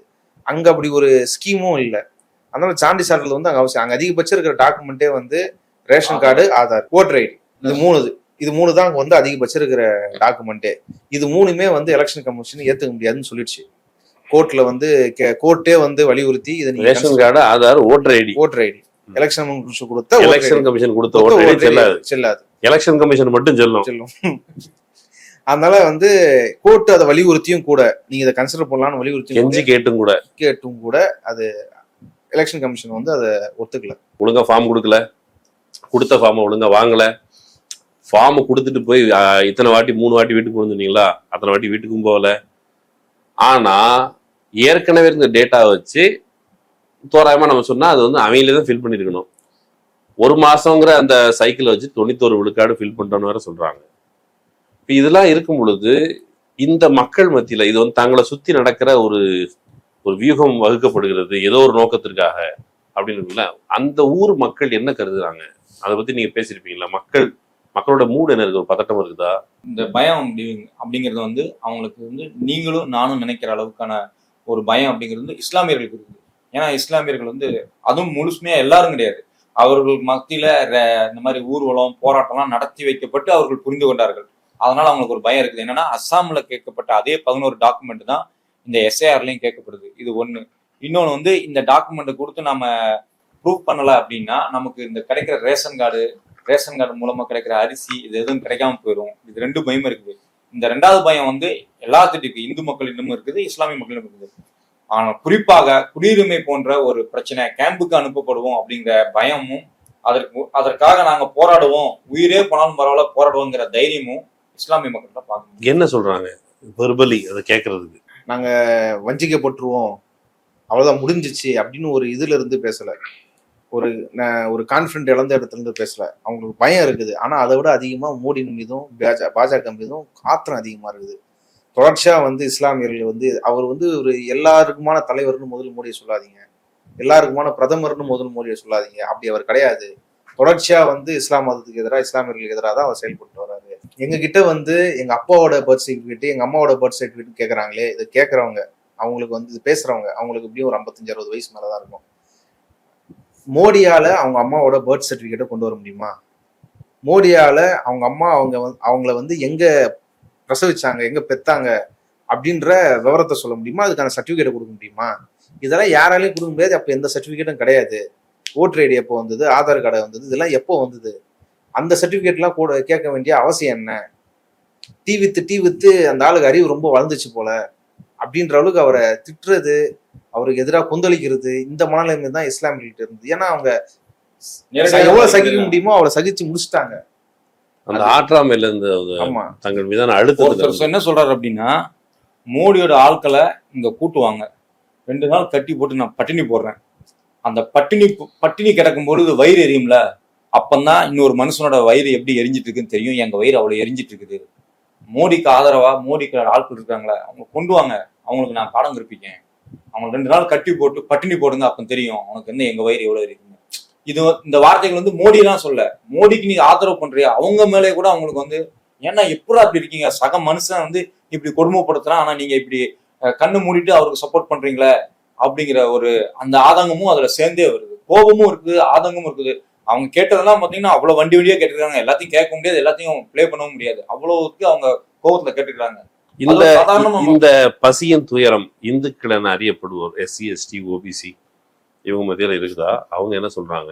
இஸ்லாமியர்கள் வந்து தொடர்ச்சியா வந்து பாஜகவோட நடைமுறையை வந்து அவங்க வேற வழியே இல்லாம பொலிட்டிக்கலா அவரா இருக்கணும்ன்ற ஒரு நிலைமைக்கு வந்து தள்ளி விட்டு போயிடுச்சு. இவன் எதை கொண்டு வந்தாலும் அது ஏதோ ஒரு பிரச்சனை இருக்குன்ற ஒரு அவரை வந்து அவங்களுக்கு விதைச்சிட்டாங்க பிஜேபி. ஆனா இந்துக்கள் வந்து ஒரு செக்யூர்டான நிலைமையில இருக்கிற மாதிரி ஒரு ப்ரொஜெக்ட் பண்றாங்கல்ல, பொலிட்டிக்கலா எக்கனாமிக்கலா இல்ல, வெறும் வயிற்றோட செக்யூர்டா, வீடு இல்லாம செக்யூர்டா, தாப்பால் இல்லாம செக்யூர்டா, பாத்ரூம் இல்லாம செக்யூர்டா ஒரு நிலைமை வச்சிருக்கிறாங்கல்ல, அந்த செக்யூரிட்டி நம்ம உருவாகிறாங்க. அதனால ஒரு பிரச்சனை, ஒரு ஸ்கீம் வந்தா அது எதனா பிரச்சனை இருக்குமா, ஒரு திட்டம் வந்தா அது ஒரு பிரச்சனை இருக்குமான்ற அவார் இல்லை. ஆனா அவங்களுக்கு என்னன்னா, எதுக்கு இந்த டாக்குமெண்ட் எல்லாம் கேட்கறாங்க? இப்ப இது கொடுக்கலன்னா நம்ம என்னவா பார்க்கப்படுவாங்க, நம்ம என்னவா ஆயிடுவோம், நம்மளுக்கு எதுவுமே கிடைக்காதோ, நம்மள ஏத்துக்க மாட்டானா இந்த ஊருக்காரனா அப்படின்ற ஒரு இனம் புரியாத ஒரு இது இருக்குல்ல. இவங்களுக்கு எல்லாம் வந்து இது வந்தா இதுதான் பண்றான், இவன் இதுக்குதான் பண்றான், இதை எதிர்க்கணும், போராடணும்ன்ற ஒரு கிளாரிட்டி குறைஞ்சபட்சம் இருக்குது. அவங்களுக்கு என்ன ஏதுன்னு புரியாத ஒரு இனம் புரியாத பயம் வந்து இந்துக்கள் மத்தியில இருக்குது. அந்த பயத்தோட வெளிப்பாடு தான் நான் சொன்னேன்ல, லஞ்சம் கொடுத்தாலது, கை காசு போட்டாலது, ஒரு நாள் வேலையை விட்டுட்டு, அவங்க சொல்றதெல்லாம் இப்படிதான் சொல்றாங்க, ஒரு நாள் வேலையை விட்டு போண்டி இருக்குது, எங்க அம்மாவோட ஊர் வந்து ரொம்ப தூரம், நான் போயிட்டு இந்த சர்டிபிகேட் இதெல்லாம் கேட்கணும், கேட்டு இருக்குதானு தெரிஞ்சுட்டு வரணும், எனக்கு 500 ரூபா ஆகும், 500 ரூபா என்னால கொடுத்து போக முடியாதுன்னு. நம்ம ஊர்ல எப்படி இருப்பாங்களா? இப்ப சென்னையில வேலை பார்த்துட்டு இருக்க ஒரு சாதாரண ஒரு பொண்ணு ஒரு கடையில வேலை பார்க்குறாங்க, சரவணா ஸ்டோர்ஸ்ல வேலை பார்க்குறாங்கன்னா, இந்த சர்டிபிகேட்லாம் வேணும், நீ ஊருக்கு போயிட்டு தான் எட்டு வரணும்னா, நாளைக்கே நாளை கழிச்சு 2 நாள் லீவ் எடுத்துட்டு போய் வாங்கிட்டு வந்துருவாங்க. ஈவன் அது பஸ் டிக்கெட்டோ ட்ரெயின் டிக்கெட்டோ போயிட்டு வந்துருவாங்க. ஆனா இவங்க வந்து அந்த 500 ரூபாங்கிறது எனக்கு அது பெரிய அமௌண்ட், 5000 மாதிரி, 5000 கொடுத்து நான் போய் இதுக்காக போயிட்டு வர முடியாது, ஆனா 30 வருஷமா நான் இங்கதான் இருக்கேன், இப்ப நான் என்ன செய்யறது அப்படின்லாம் கேட்கறாங்க. அவங்களுக்கு பயம் என்ன அப்படின்னா, இதன் மூலம் கிடைக்கக்கூடிய சின்ன சின்ன அந்த வெல்ஃபேர் இருக்கு பாத்தீங்களா, ரேஷன் அரிசி, சீனி, பென்ஷன், முக்கியமா ஓல்டேஜ் பென்ஷன், அது இப்ப 400 ரூபாய் இருந்து 1000 ரூபாய் ஆக்கியிருக்கதா சொன்னாங்க. அந்த ஓல்டேஜ் பென்ஷன்லாம் நின்றுமோ அப்படிங்கிற ஒரு பயம் இருக்குது. அந்த பயத்தோட வெளிப்பாடு தான் ஓடி இவங்களா போய் அங்கன்வாடியில போய் நிறைச்சு கொடுக்கறதுக்கு காரணம். BLO அவங்களே நிறைச்சு அனுப்புறாங்க. ஏன்னா அது வந்து எலெக்ஷன் கமிஷனோட ப்ரெஷர், ஃபுல்லா நீ நிறைச்சு கூட பாத்துக்கலாம் அப்படின்ட்டு. நான் சொன்னேன், BLOட ஆடியோ நான் உங்களுக்கு ப்ளே பண்ணி காட்டினேன். அவங்க என்ன சொல்றாங்க, நீங்க வாட்ஸ்அப் பண்ணி கொடுங்க, நாங்க அனுப்பிடுறோம். அப்புறமா அஜித் அஞ்சும் அந்த பத்திரிகையாளர் வந்து நேரடியாக போய் ஆபீஸ்லயே அவங்களே ஃபார்ம் நிறைக்கிறதெல்லாம் வீடியோ எடுத்து போட்டுட்டாரு. இதுதான் அங்க உள்ள உண்மையான நிலைமை. இந்துக்கள் அல்லது இஸ்லாமியர்கள் 2 பேருக்கும் பொதுவா இருக்கிறது வந்து பசி, இதுதான் பொதுவா இருக்காங்க. எப்படியாவது ரேஷன் கார்டை தக்க வச்சுக்கணும், எப்படியாவது அது கிடைக்கிற மாதத்துக்கு 35 கிலோவா. ஆக்சுவலி இந்த 35 கிலோ வந்து முன்னாடி 70களில் நம்ம ஊரில் 67 அந்த மாதிரி காலகட்டத்தில் தான் அந்த ஊரில் வந்து 35 கிலோ மண்டின்னு அதை சொல்கிறாங்க. வந்து ரேஷன் கடையில் அரிசி போடுறதுக்கு வாக்குறுதி கொடுக்கப்பட்டிருக்குது. அப்போ 67லேருந்து 2025 இருக்கும். இப்பவுமே அந்த மக்கள் வந்து ரேஷன் கடை அரிசியை நம்பித்தான் வாழ வேண்டிய நிலைமை இருக்குது. அவங்களுக்கு அச்சுறுத்தலும் பயமும் அதை பற்றி தான் இருக்குது. வேற இந்த ஃபார்மு ப்ரொசீஜர் எல்லாம் இது வர்றது தொடர்பாக ஏதாவது தனிப்பட்ட முறையில் அனுபவங்கள் சொல்லியிருப்பாங்கல்ல, ஃபார்ம் ஃபில் பண்ணதை பற்றி, அது ஏதாவது சொல்லுங்க. பப்ளிக் ஹியரிங் கூட்டம் நடத்தினாங்கல்ல, இந்த என்ஜிஓஸ், இன்னும் சில செயல்பாட்டாளர்கள், ரிட்டையர்ட் ஜட்ஜு, எக்கனாமிஸ்ட், இவங்கெல்லாம் சேர்ந்து நடத்தின கூட்டங்கள் இருக்குது. அதில் இவங்க கேட்கறது என்னன்னா, 1987 அதுக்கு பின்னாடி பிறந்தவர்கள் எல்லாம் அவங்க இங்கே பிறந்தான்றதுக்கான சர்டிஃபிகேட்டை வந்து கொடுக்கணும், அல்லது பாஸ்போர்ட் தரணும், அல்லது ஸ்கூல் சர்டிஃபிகேட் வரணும், அல்லது சான்றிதழ் தரணும், இதெல்லாம் தரணும். இது கூட சேர்த்து அவங்க வந்து அவங்களோட பெற்றோரோட பர்த் சர்டிஃபிகேட் அதையும் வந்து சேர்த்து அவங்க தரணுன்ற ஒரு நிபந்தனை வந்து அதில் இருக்குது. ஒரு பெக்யூலர் கேஸ் இருக்குது. பட்னால அவங்க இருக்காங்க. பட்னா ஜங்ஷன்லேருந்து ஒரு 8 கிலோமீட்டர் 9 கிலோமீட்டர் தொலைவில் இருப்பாங்க. அவங்களுக்கு என்ன பிரச்சனைனா, அவங்க கல்யாணம் ஆயிடுச்சு, கணவர் வீட்டில் இருக்கிறாங்க. அவங்க அப்பா அம்மா 2 பேரும் இறந்துட்டாங்க. அவங்களோட சான்றிதழ் எதுவும் இவங்ககிட்ட கிடையாது. இப்போ சில இடத்துல எப்படி டீல் பண்ணுறாங்கன்னா, பொதுவாகவே அவங்க எந்த டாக்குமெண்ட்டும் கேட்கல, நீ வெறும் ஃபார்மை கொடுத்தா கூட வாங்கிக்கிறாங்க. இல்லை உங்ககிட்ட ஆதார் தான் இருக்குதா, ஆதார் கொடுத்தாலும் வாங்கிக்கிறாங்க. ஓட்டர் ஐடி தான் இருக்குது, ஓட்டர் ஐடி கொடுத்தாலும் வாங்கிக்கிறாங்க. சில இடத்துலன்னா அந்த பிஎல்ஓ பொறுத்து, இஆர்ஓ பொறுத்து இதை பற்றி கன்சிடர் பண்ணுறாங்க, இதை பற்றி பேசுகிறாங்க.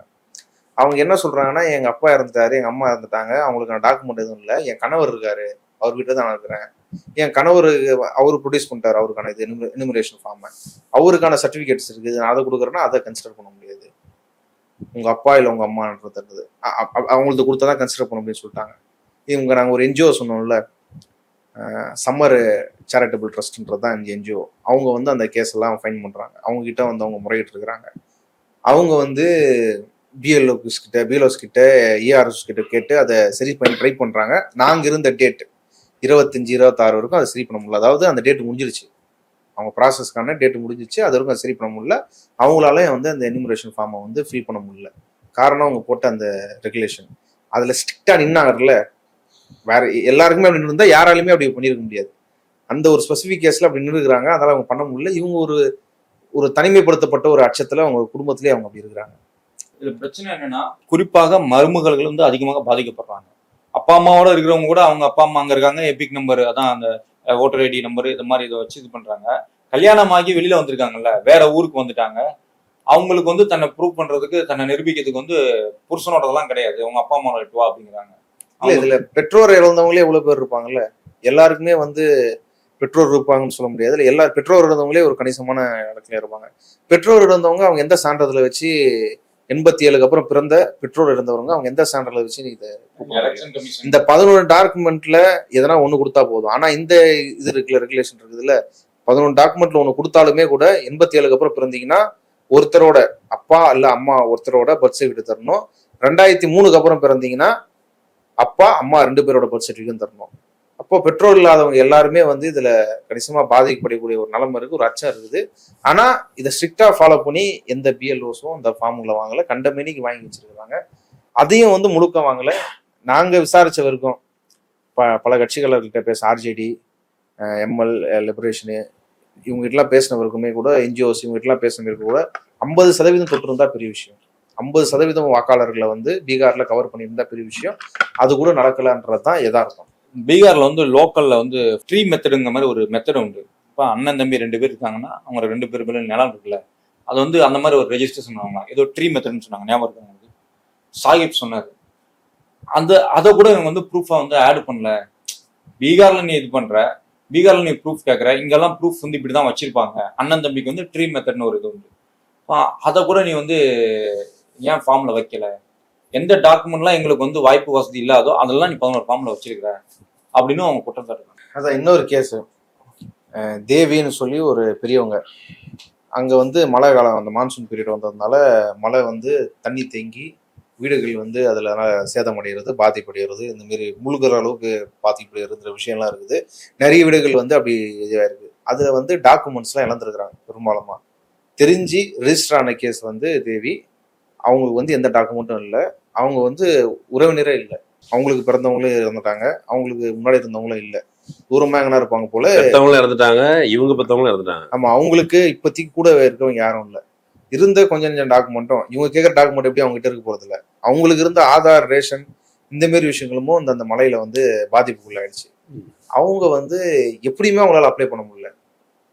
அந்த ஸ்ட்ரிக்டா ஃபாலோ பண்ற இடங்கள்ல அவங்களும் அப்படி பண்ணியிருக்கிறாங்க. அவங்களால அந்த ஃபார்மை ஃபில்அப் பண்ண முடியல.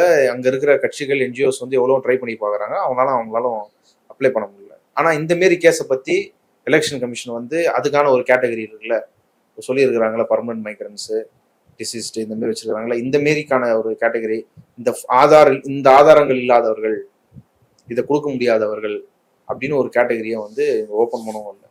இப்போ நீங்க சொல்ற விஷயத்தெல்லாம் பார்க்கும்போது நான் முதல்ல தியரியா படித்தேன். தியரியா படிக்கும் பொழுது இவங்க என்ன பண்றாங்க, இத்தனை டாக்குமெண்ட்ஸ் கேட்குறாங்க, கேட்குறவங்க வந்து போட்டு புழக்க போறாங்க மக்களை. வீடு வீடாக போயிட்டு அந்த டாக்குமெண்ட் கொடு, இந்த டாக்குமெண்ட் கொடு, ஒரு பெரிய பதட்டத்தை கிளப்ப போறாங்க அப்படின்னு சொன்னா, அவங்க வந்து டாக்குமெண்ட்டும் கேட்கல, ஃபார்மையும் ஒழுங்கா கொடுக்கல, கொடுத்த ஃபார்மையும் வாபஸ் வாங்கல. இப்படி யாராவது ஒருத்தவங்க ஆதரவற்றவங்க இருக்கிறாங்க அல்லது இன்னென்ன வெவ்வேறு கேசஸ் வகை இருக்கிறாங்க, அதை குறித்து கணக்கு எடுத்துக்கல, ஏதோ ஏனோ தானோ நடத்துனாங்க. சுப்ரீம் கோர்ட்ல வந்து எலெக்ஷன் கமிஷன் என்ன சொல்லுது, எதிர்கட்சிகள்லாம் புகார் அளிச்சுக்கிட்டே இருக்காங்க சார். ஆம் ஆத்மி கட்சி புகார் கொடுக்குது, அப்புறம் காங்கிரஸ் கட்சி புகார், மகாராஷ்டிரா நாங்கள் தேர்தல் நடத்தி முடிச்சிருக்கிறோம், ஓட்டு எக்ஸ்ட்ராவை ஏற்றிட்டேன்னு சொல்றாங்க. இப்படி தொடர்ச்சியா அவநம்பிக்கை ஏற்படுத்திட்டு இருக்கிறாங்க. அதனால எலெக்ஷன் கமிஷனுங்கிற சுயேட்சையான பாடி மேல மக்களுக்கு நம்பிக்கை வரணும், நடத்தப்பட்ட தேர்தல் மேல நம்பிக்கை வரணுங்கிறதுக்காக இதற்கு செய்ய வேண்டியது எங்களுடைய காலத்தின் கட்டாயமாகி விட்டது, ஆகவே செய்கிறோம்னு சொன்னாங்க. ஆனா அப்படிலாம் சீரியஸா எதுவும் நடத்திக்கல. இவங்க அதை அலட்சியமா நடத்துறாங்கன்னா வேற என்னதான் மோட்டிவ் இருக்குது? அந்த மோட்டிவ் பத்தி மக்கள் என்ன சொல்றாங்க, நீங்க என்ன கருதுறீங்க? இதோட இன்டென்ஷன் அப்படின்னு சொல்லி அங்க இருக்கிற தேர்தல் கட்சிகள் எல்லாம் சஸ்பெண்ட் பண்றது அப்படின்றது அவங்க எலெக்ஷன்ல செய்கிறதுக்கான ஒரு ஒரு கிரவுண்டை கிரியேட் பண்ணி வைக்கிறது. ஏற்கனவே அங்க நாங்க விசாரிச்சு இருக்கோம், நாங்க எல்லாருக்கிட்ட பேசணும், பல தடவை மக்கள்கிட்ட பேசணும், கட்சிக்காரர்கள்கிட்ட பேசணும். அவங்க சொல்றது என்னன்னா, நிதிஷ்குமார் வந்து இங்க அவரோட வேல்யூஸ் வந்து குறைஞ்சிட்டு இருக்குது, அவர் பாஜக சொல்றது செய்யக்கூடிய ஒரு ஆளா தான் இருக்கிறார், தவிர அவரு ஒரு கட்சி தலைவராவோ அவர் ஒரு முதலமைச்சராவோ அவர் கிடையாது, எடப்பாடி மாதிரி இருக்கிறார். அதை சொல்லியே சொல்றாங்க. நீங்க சொல்ல வேணாம், அவங்களே வந்து எங்களுக்கு புரிய வைக்கிறதுக்காக தமிழ்நாட்டுல எடப்பாடி இருக்காருல்ல, ஏடிஎம்கே எடப்பாடின்னு ஒருத்தர் தான் சொல்லியிருப்பாங்க. ஆனா பல பேர் வந்து தமிழ்நாட்டுல உங்களுக்கு ஏடிஎம்கே இருக்குல்ல, அந்த மாரி இங்க நிதிஷ்குமார் ஆயிட்டு இருக்காரு. இல்ல இங்க இருக்கிற மாரி தான் உங்களுக்கு கூட ஆயிட்டு இருக்காருல்ல ஏடிஎம்கே, அந்த மாரி தான் அப்படி சொல்ற ஒரு நிலைமை இருக்குது. இன்னொரு உதாரணமும் இருக்குது. அங்க வந்து பிரசாந்த் கிஷோர் நிற்கிறாரு. அவரோட வாய்ப்பை பத்தி பேசும் பொழுது அவர் வந்து எப்படி அங்க விஜய் உங்களுக்கு பி டீமோ அதே மாதிரி இங்க வந்து பிகே வந்து பிஜேபியோட பி டீம் அப்படின்னு சொல்றாங்க. அப்புறம் இந்த ரெண்டு பேரை பத்தி தெரிஞ்சிருக்காங்களே, எங்க அண்ணன் சீமானை பத்தி தெரியுமான்னு கேட்டா அவங்களுக்கு யாருக்குமே தெரியும். சரி, ஓகே. சீமானை பத்தி எந்த பேச்சு இல்ல. எடப்பாடி தெரிஞ்சிருக்காங்க, விஜயை தெரிஞ்சிருக்காங்க, அவர்கள் யாருன்னு அங்க அடையாளமும் கண்டுபிடிச்சிருக்காங்க. நம்ம ஊர்ல தான் நிறைய பேர் கண்ணு தராங்க. அரசியல் கவனிக்கிற எல்லாருக்குமே தமிழ்நாடு அரசியல் வந்து கவனிக்கிற ஒரு விதம் இருக்குது. இப்படிதான் வந்து இது பண்ணிக்கிறாங்க எடப்பாடிய. அப்படி ஒரு நெருக்கடி வந்து பாஜக இருக்குது. ஓட்டு பிரிக்கிறதுக்கு பிரசாந்த் கிஷோர் கொஞ்சோண்டு இருக்கிற ஓட்ட, கொஞ்சோண்டு அங்க இருக்கிற ஓபிசி மக்கள், எஸ்சி மக்கள், இஸ்லாமிய மக்களுடைய வாக்குகள் திரட்டுறதுக்கு இவரு நிதிஷ்குமார் இதை வச்சு பிஜேபி ஜெயிக்கணும்னா முடிஞ்ச அளவு இதர மக்களை வாக்களிக்க விடாமல் தடுப்புது முதல் கட்ட திட்டம். அவங்களுக்கு அது ஆர்ஜேடிக்கு வாக்களிப்பவர்களை தடுப்பு. ஆமா தேஜஸ்வி யாதவுக்கு வந்து ஓரளவுக்கு செல்வாக்கு வந்து கிராஜுவலா இன்க்ரீஸ் ஆகிட்டே இருக்குது. இந்த அளவுக்கு அதை விட அதிகமா இவங்களோட செல்வாக்கு வந்து டிமாரலைஸ் ஆகிட்டு இருக்குது, டேமேஜ் ஆகிட்டு இருக்குது. அது அவங்களுக்கு ஒரு பெரிய அச்சத்தமா இருக்குது. எப்படியும் அவங்க வந்து வாக்கு எந்திரத்துல கோளாறு பண்ணியோ அதுல ஒரு திருத்தணம் பண்ணியோ அவங்க ஜெயிக்கிறதுக்கான ஒரு வாய்ப்பு ஏற்கனவே இருக்குது. இருந்தாலுமே நிரந்தரமா கொண்டு வரத்துக்கு அது அவங்க பிரபலமா சொல்றாங்க. இதுக்கு முன்னாடி வந்து நிறைய பேர் சொன்னாங்க, இதுக்கு முன்னாடி வந்து யார் நம்மள ஆளணும் அப்படின்றத வந்து வாக்காளர்கள் தான் தீர்மானிச்சாங்க. இப்போ வாக்காளரே யார் நம்மளுக்கு வாக்கு போடணும்னு சொல்லி பாஜக தீர்மானிக்குது. அப்படி ஒரு நிலைமைக்கு இதை மாத்துறாங்க. ஒரு பயமே இல்லாத ஒரு உத்தரவாதமான ஒரு வெற்றி எல்லா வாட்டியும் தொடர்ச்சியா பாஜக ஆட்சி அப்படின்றதுக்கான ஒரு இது கொண்டு வருவாங்க. நிதிஷ்குமார் வந்து முடிஞ்சிச்சு, இன்னொரு ஆட்சி பாஜக கூட இருந்தா நிதிஷ்குமார் கட்சியே இருக்காது. அவரு எவ்வளவு முடியுமோ அவ்வளவு சீக்கிரமா வந்து நிதிஷ்குமார் கட்சியை வந்து கரைச்சிட்டு இருக்கிறதா வந்து மக்களே அங்க வந்து கட்சிக்காரங்கள்ல மக்களே வந்து அதை எக்ஸ்பிரஸ் பண்றாங்க. அரசியலை கவனிக்கக்கூடிய பீகார் மக்களே அதை வந்து எக்ஸ்பிரஸ் பண்றாங்க. இப்போ புலம்பெயர்ந்த தொழிலாளர்கள் அப்படின்னு பேசுறாங்கல்ல, அங்க இருக்கிறவங்கள்ட்ட பேசினா அங்க இருக்கிறவர் சொல்றாரு, நான் ஏன்டா வெளியூர்ல போய் வேலை பார்க்கணும், நான் இங்கேயே வேலை வாய்ப்பு இருந்தா நான் இங்கேயே வேலை பார்ப்பேன், எனக்கு இங்க ஒரு வேலை வாய்ப்பு கூட ஏற்பாடு பண்ணி தர மாட்டேங்கிறேன், ஒரு சீனி ஃபேக்டரி கொண்டு வான்னு கேட்டுட்டு இருக்கோம், அதை கொண்டு வர மாட்டேங்கிறேன், நான் வெளியூர்ல போய் வேலை பார்க்குறேன், டெல்லிக்கு, பஞ்சாப்க்கு, சொல்றது குஜராத்துக்குன்னு நீ ஒரு ட்ரெயின் விடுற. அந்த ட்ரெயின் வந்து என்னன்னா எங்களை மாதிரி ஆட்கள் வேலைக்கு போகணுங்கிறதுக்காக நீ ட்ரெயின் விடுற. உன்ட்ட யார் அதை கேட்டது? எனக்கு இங்க வேலையை கொடு. அப்புறம் நாங்க அங்க போய் வேலை பார்த்தா அங்க பீகாரி வந்துட்டான், பீகாரி இங்க வந்து வேலை பார்க்கறான், பீகாரி வந்து இங்க வந்து ஆக்கிரமிப்பு பண்றான்னு எங்களே வந்து அவங்க திட்டுறாங்க. இந்த அளவுக்கு தள்ளினதே நீங்க தான்டா அப்படின்னு வண்டியா அவர் வந்து கேள்வி கேட்கிறாரு. இதுதான் அங்க இருக்கிற புலம்பெயர் தொழிலாளர்கள் அப்படி போறாங்கல்ல, அவங்களுக்கு யாருக்கு விருப்பப்பட்டவங்க வரதுக்கு இல்லை, இஷ்டம் இல்லை. அவங்க அங்கேதான் தன் குடும்பம் குட்டியோட ஒரு வேலையை பார்த்து ஒரு தன்னுடைய அன்றாட வாழ்வை நிம்மதியாக கழிக்கணும்னு தான் விரும்புறாங்க. ஆனா அந்த அங்க இருக்கிற ஆட்சியாளர்கள், அங்க இருக்கிற இவங்க இந்த பிஜேபி என்ன பண்ணிருக்குன்னா, நீ வெளியில போ, நீ எல்லா ஊர்லயுமே திட்டு வாங்கு அப்படின்னு தான் வச்சிருக்கு. அவங்க வந்து கூலி தொழிலாளிகளா, பஞ்சப்பராரிகளா, அகதிகள் போல அடைய வச்சுட்டு இவ திரும்ப இப்படியான ஒரு நெருக்கடிகளுக்கும் தள்ளுது. அவர்களை இப்படிதான் ஒரு கூலி தொழிலாவே நீ இரு, ஊரா சுத்து, பீகாரினா இந்தியா முழுக்க இருக்கணும் அப்படிங்கிற ஒரு பிம்பத்தை உடைக்காம இன்னும் கன்வியூ பண்ண வச்சிட்டு இருக்குது. இந்த நிலைமைக்கு தள்ளிருக்கு. பீகார் மக்களுக்கு ஒரு 11 டாக்குமெண்ட் தான், அதை கொடுக்கறதுல அவங்களுக்கு என்ன பிரச்சனை? இத வந்து இது பூதாகாரப்படுத்துறது, அச்சுறுத்துறது, பயமுறுத்துவது அப்படி என்ன இருக்குது? எல்லார்ட்டையும் இப்போ நம்ம ஊர்ல எல்லார்ட்டையும் டாக்குமெண்ட் இருக்குது. கிராமத்துக்கு போனா அவங்கள்ட்ட எல்லார்ட்டையும் டாக்குமெண்ட் இருக்கும், குறைந்தபட்ச டாக்குமெண்ட்ஸ். இந்த லிஸ்ட்ல இருக்கிறதுல கணிசமான டாக்குமெண்ட்ஸ் நம்ம ஊர் மக்கள்கிட்ட இருக்கும். அது மாதிரி கிராமப்புற மக்கள்கிட்ட, நகர்ப்புறம் எல்லாருமே அவங்க கொடுக்க முடியும் தானே? என்ன பிரச்சனை அவங்களுக்கு? இந்த லிஸ்ட்ல இருக்கிற டாக்குமெண்ட்ஸ் நம்ம ஊர் மக்கள்கிட்டயே கணிசமாலாம் இருக்காது. கணிசமானு நீங்க சொல்றதுன்னா ஒரு பெரும்பான்மையா அது கிடைக்கிறதுக்கு வாய்ப்பு கிடையாது. ஏன்னா அதுல மெயினா ஒன்று இருக்கிறது, 87க்கு பிறந்த எல்லாருமே அவங்க அப்பா அம்மாவோட பர்த் சர்டிஃபிகேட் கொடுக்கணும், யாரோ ஒருத்தர் கொடுக்கணுன்றது இங்க வந்து ரொம்ப சிக்கலான விஷயம். இப்போ ஒரு தலைமுறை, இதுக்கு முன்னாடி இந்த தலைமுறை படிச்சிருக்குது, இதுக்கப்புறம் வரவங்க வாங்கியிருப்பாங்க, எல்லாம் ஓரளவுக்கு 10th இதுக்கப்புறம் படிச்சிருப்பாங்க, அது ஒரு பாசிபிளான விஷயம் தான். அதுக்கு முன் அந்த கேட்டகரி இருக்குல்ல, 87க்கு அப்புறம் இருந்தது அவங்க அப்பா அம்மாவோட பர்த் சர்டிஃபிகேட் கொடுக்கணுன்றது, அது இங்க வாய்ப்பு இல்லை. இங்கே அது கஷ்டம் போது பீகார்ல இன்னும் மோசம். அவங்க எந்த விதமான டாக்குமெண்ட்டையும் பண்றதுக்கான வாய்ப்பு இல்லை. ஒன்று அப்படி ஒரு வாழ்நிலை அவங்களுக்கு கிடையாது, இன்னொன்று அதுக்கான படிப்பறிவு அவங்களுக்கு கிடையாது. இப்போ எங்க கூட வந்து டிராவல் பண்ண ஒருத்தர், நான் அவரை பேரை சொல்ல விரும்பல, அவர் வந்து இந்த மாரி வேலைகளில் ஈடுபடுற ஒரு ஆள். அவர் படிச்சிருக்காரு. அவருக்கு ஆனா அந்த ஃபார்ம்ல என்ன எழுதிருக்குன்னு ஹிந்தியில தான் எழுதிருக்கு. அந்த ஹிந்தி எழுத்து கூட்டி படிக்க தெரியாது, அவங்க அவ்வளவுதான் இருக்குது. ஆங்கிலம் அங்க பெரும்பான்மையான படிப்பறிவு இல்லாதவர்கள், இல்லை ஒரு அந்த அந்த ஸ்கூலு காலேஜுக்கு போகாதவங்களுக்கு. இங்கே தமிழ்நாட்டில் சாரி, தேங்க்யூ, லேட் ஆகுமா, லேட்டு, இந்த மாரி சில வார்த்தைகள்லாம் தெரியும்ல பயன்பாட்டில் இருந்து, அந்த வார்த்தைகள் கூட அங்கே தெரியாது. அப்படிப்பட்ட பயன்பாட்டில் கிடையாது. ஏன் அங்கே அப்படி கிடையாதுன்னா, அங்கே ஒரு மொழி கொள்கை, ஹிந்தி மட்டும்தான். அவங்க மதர் லாங்குவேஜும் கிடையாது, மதர் டங்கும் கிடையாது, ஆங்கிலமும் கிடையாது. ஆங்கிலம் வந்து அங்கே ஒரு ஆப்ஷனல் சப்ஜெக்ட், விருப்பம் இருந்தால் தேர்ந்தெடுத்து படிக்கலாம். டெக்ஸ்ட் புக் உட்பட எல்லாமே ஹிந்தியில தான் இருக்கும். அவங்க ஆங்கிலம் பார்க்கறது கொள்றதுன்றது, அது அந்த ஆங்கிலம் பேசுறது கொள்றதே ரொம்ப கம்மி. அவங்களால ஃபார்ம் கீம் எதுவும் போய் வாரமா ஃபில் பண்ண முடியாது. ரெண்டாவது, இதெல்லாம் வைக்கிறதுக்கு வீடுன்னு ஒன்று இருக்கணும். கடந்த கால சென்னையை தான் அதை கூட நீங்க கம்பேர் பண்ண முடியும். அப்போ நீங்க வந்து ரோட்டு ஓரம் மக்கள் நிறைய பேர் இருக்கிறத பார்க்கலாம். அங்கேயே குடிசை போட்டு ரொம்ப அதிகமாக, குடிசை இல்லை, அப்படியே பிளாட்ஃபார்ம்லேயே படுத்துட்டு இருக்கிறது ரொம்ப அதிகமாக பார்க்கலாம். இப்போ அவ்வளவு பார்க்க முடியாது. அங்கங்க இருப்பாங்க, இல்லாம இல்லை. ஆனா அங்க ரயில்வே ஸ்டேஷன் ஜங்ஷன்ல இருந்தா போயிட்டு இருப்பாங்க, அப்படியே பிரிட்ஜுக்கு அப்படியே லைனா தங்கிட்டு இருப்பாங்க மக்கள். எந்த விதமான ஒரு என்ன சொல்றது, ஒரு தகுடு கூட கிடையாது மேல, அப்படியே வெறும் தரையில, வெறும் இதுல மேல எந்த ஒரு கூரையும் இல்லாம அப்படிதான் பெரும்பான்மையான மக்கள் இருக்கிறாங்க. பாலம் தான் கூரை, பாலம் தான் கூரை, வானம் தான் கூரை, வானம் தான் கூரை அப்படி எடுத்துக்கலாம். மேல தகரம் கிடையாது, சுத்தி செவராது, 4 செவரு இல்லங்க. பாலத்துக்கு கீழேங்க, மேல பாலம், கீழே பில்லர் இருக்கும்ல, பில்லர் ஒட்டி வரிசையா மழை பெஞ்சா பாலம் எடுக்கல விடுவோம்ல, அதுலயே தான் அப்படியே சேர் அடிச்சாலும் அது அப்படியே தான் இருக்கணும். எதுவுமே பண்ண முடியாது அவங்கள, எந்த ரியாக்டும் அங்க. அது ஒரு சகஜமான நிலைமையா அவங்களுக்கு வந்து மாற்றப்பட்டிருக்குது அப்படின்றதுதான். ஒரு சுயமரியாதை உள்ள ஒரு அடிப்படை வாழ்க்கை இல்லை. சரி, வீடுகள், இருக்கிற வீடுகளுக்கு போயிருப்பீங்களே சில பகுதிகளுக்கு, சில பஸ்தீஸ் எல்லாம் போனதை பார்த்தேன். அங்க எப்படி இருக்காங்க? அங்க மக்களுடைய வாழ்நிலை எப்படி இருக்கு? ஒரு 10க்கு 10 தான் வீடு. பீகார் முழுக்க இப்படிதான் இருக்குன்னு சொல்ல, பட்னா போனா பட்னா முழுக்க எப்படி இருக்கிறதா சொல்ல. இங்க ஒரு பின்தங்கிய பகுதி நகர் மாரி ஏரியாவுக்குள்ள அங்க இருக்குது, அந்த மாரி ஏரியாக்களும் அங்க இருக்குது. ஆனா இதுதான் அதிகம், அது வந்து கம்மி. இது வந்து சிட்டிலேயே சொல்றேன். நீங்க அந்த மாரி வீடுகளை வந்து இங்க அவ்வளவு குருசு மேட்டர் வாரின்ற பேர்ல அதெல்லாம் இன்னைக்கு வந்து அடுக்குமாடி குடியிருப்பா வந்து மாற்றப்பட்டிருக்குது. ஓரளவுக்கு மேஜரா ஓரளவுக்குல மேஜரா மாற்றப்பட்டிருக்குது. அங்க அப்படி ஒரு ஸ்கீமும் கிடையாது. அங்க ஸ்லம்ன்றது இன்னும் ஸ்லம்மா தான் இருக்குது. அதிகப்படியான ஸ்லம்மு பட்னாலே இருக்குது, பட்னா மெயின் சிட்டிலே இருக்குது. 10க்கு 10 ரூம் கூட அதை விட கம்மியான ரூம். கட்டில் போட்டாங்கன்னா வீடே முடிஞ்சிச்சு. கட்டிலுங்கிறது முறையான கட்டில் கிடையாது, இந்த பலகை மாரி போட்டு வச்சிருப்பாங்க, அது போட்டாங்கன்னா வீடே முடிஞ்சிச்சு.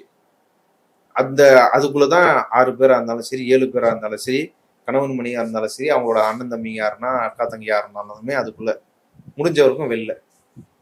இப்படி ஒரு நிலைமை தான் அங்கே இருக்குது.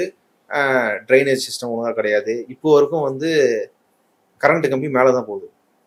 இப்போ இங்கே மெட்ரோபாலிட்டன் சிட்டி எல்லாம் கீழே போகுதுல, அங்கே அப்படி கிடையாது. இப்போ வரைக்கும் கரண்ட் கம்பி மேலே போகக்கூடிய ஒரு நிலைமை தான் அங்கே.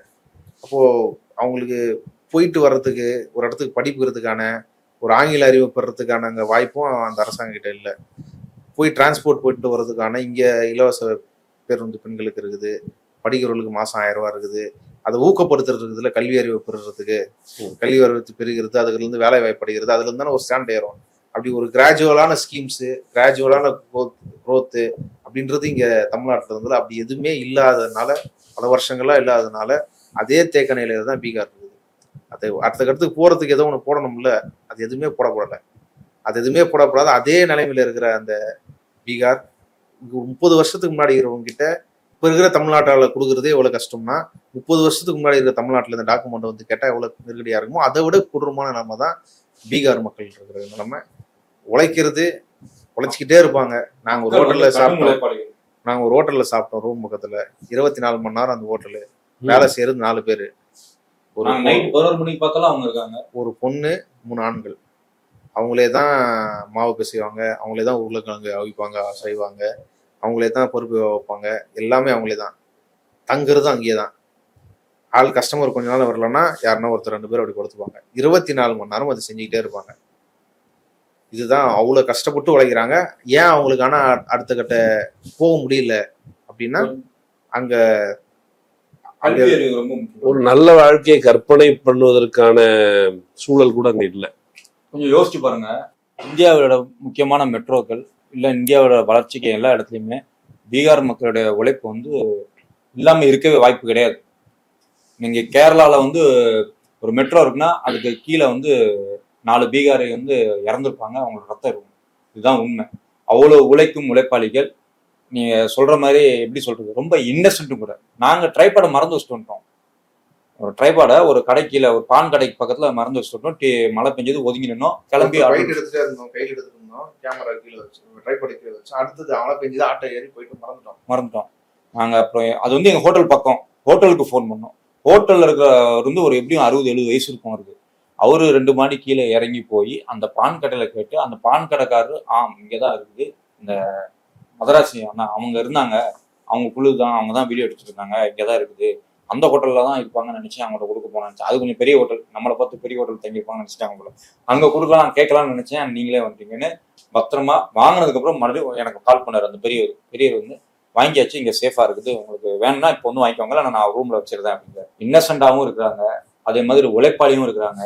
இவர்களுக்கு வந்து விழிப்புணர்வு கூடுதலாக கிடைக்கப்பெற்றால் இந்தியாவில் தமிழ்நாடு போல இன்னொரு பெரிய மாநிலம் வளர்றதுக்கான அத்தனை வாய்ப்புகளும் மனிதர்களும் உள்ள இடம் வந்து பீகார்.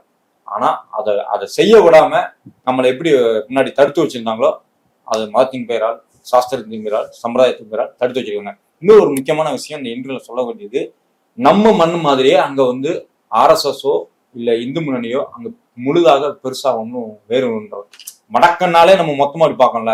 நாங்க பீகார்ல உள்ள போய் பார்த்ததுக்கு அப்புறம் நாங்க 3-4 இடத்துல கேட்டோம். ஈவன் குட்டி பாகிஸ்தான் சொன்னோம்ல, அங்க இருக்கிறவங்கள்ட்ட கேட்டப்ப அவங்க வந்து இல்ல நாங்க அப்படிலாம் எந்த பிரச்சனையுமே கிடையாது அப்படிங்கிறாங்க.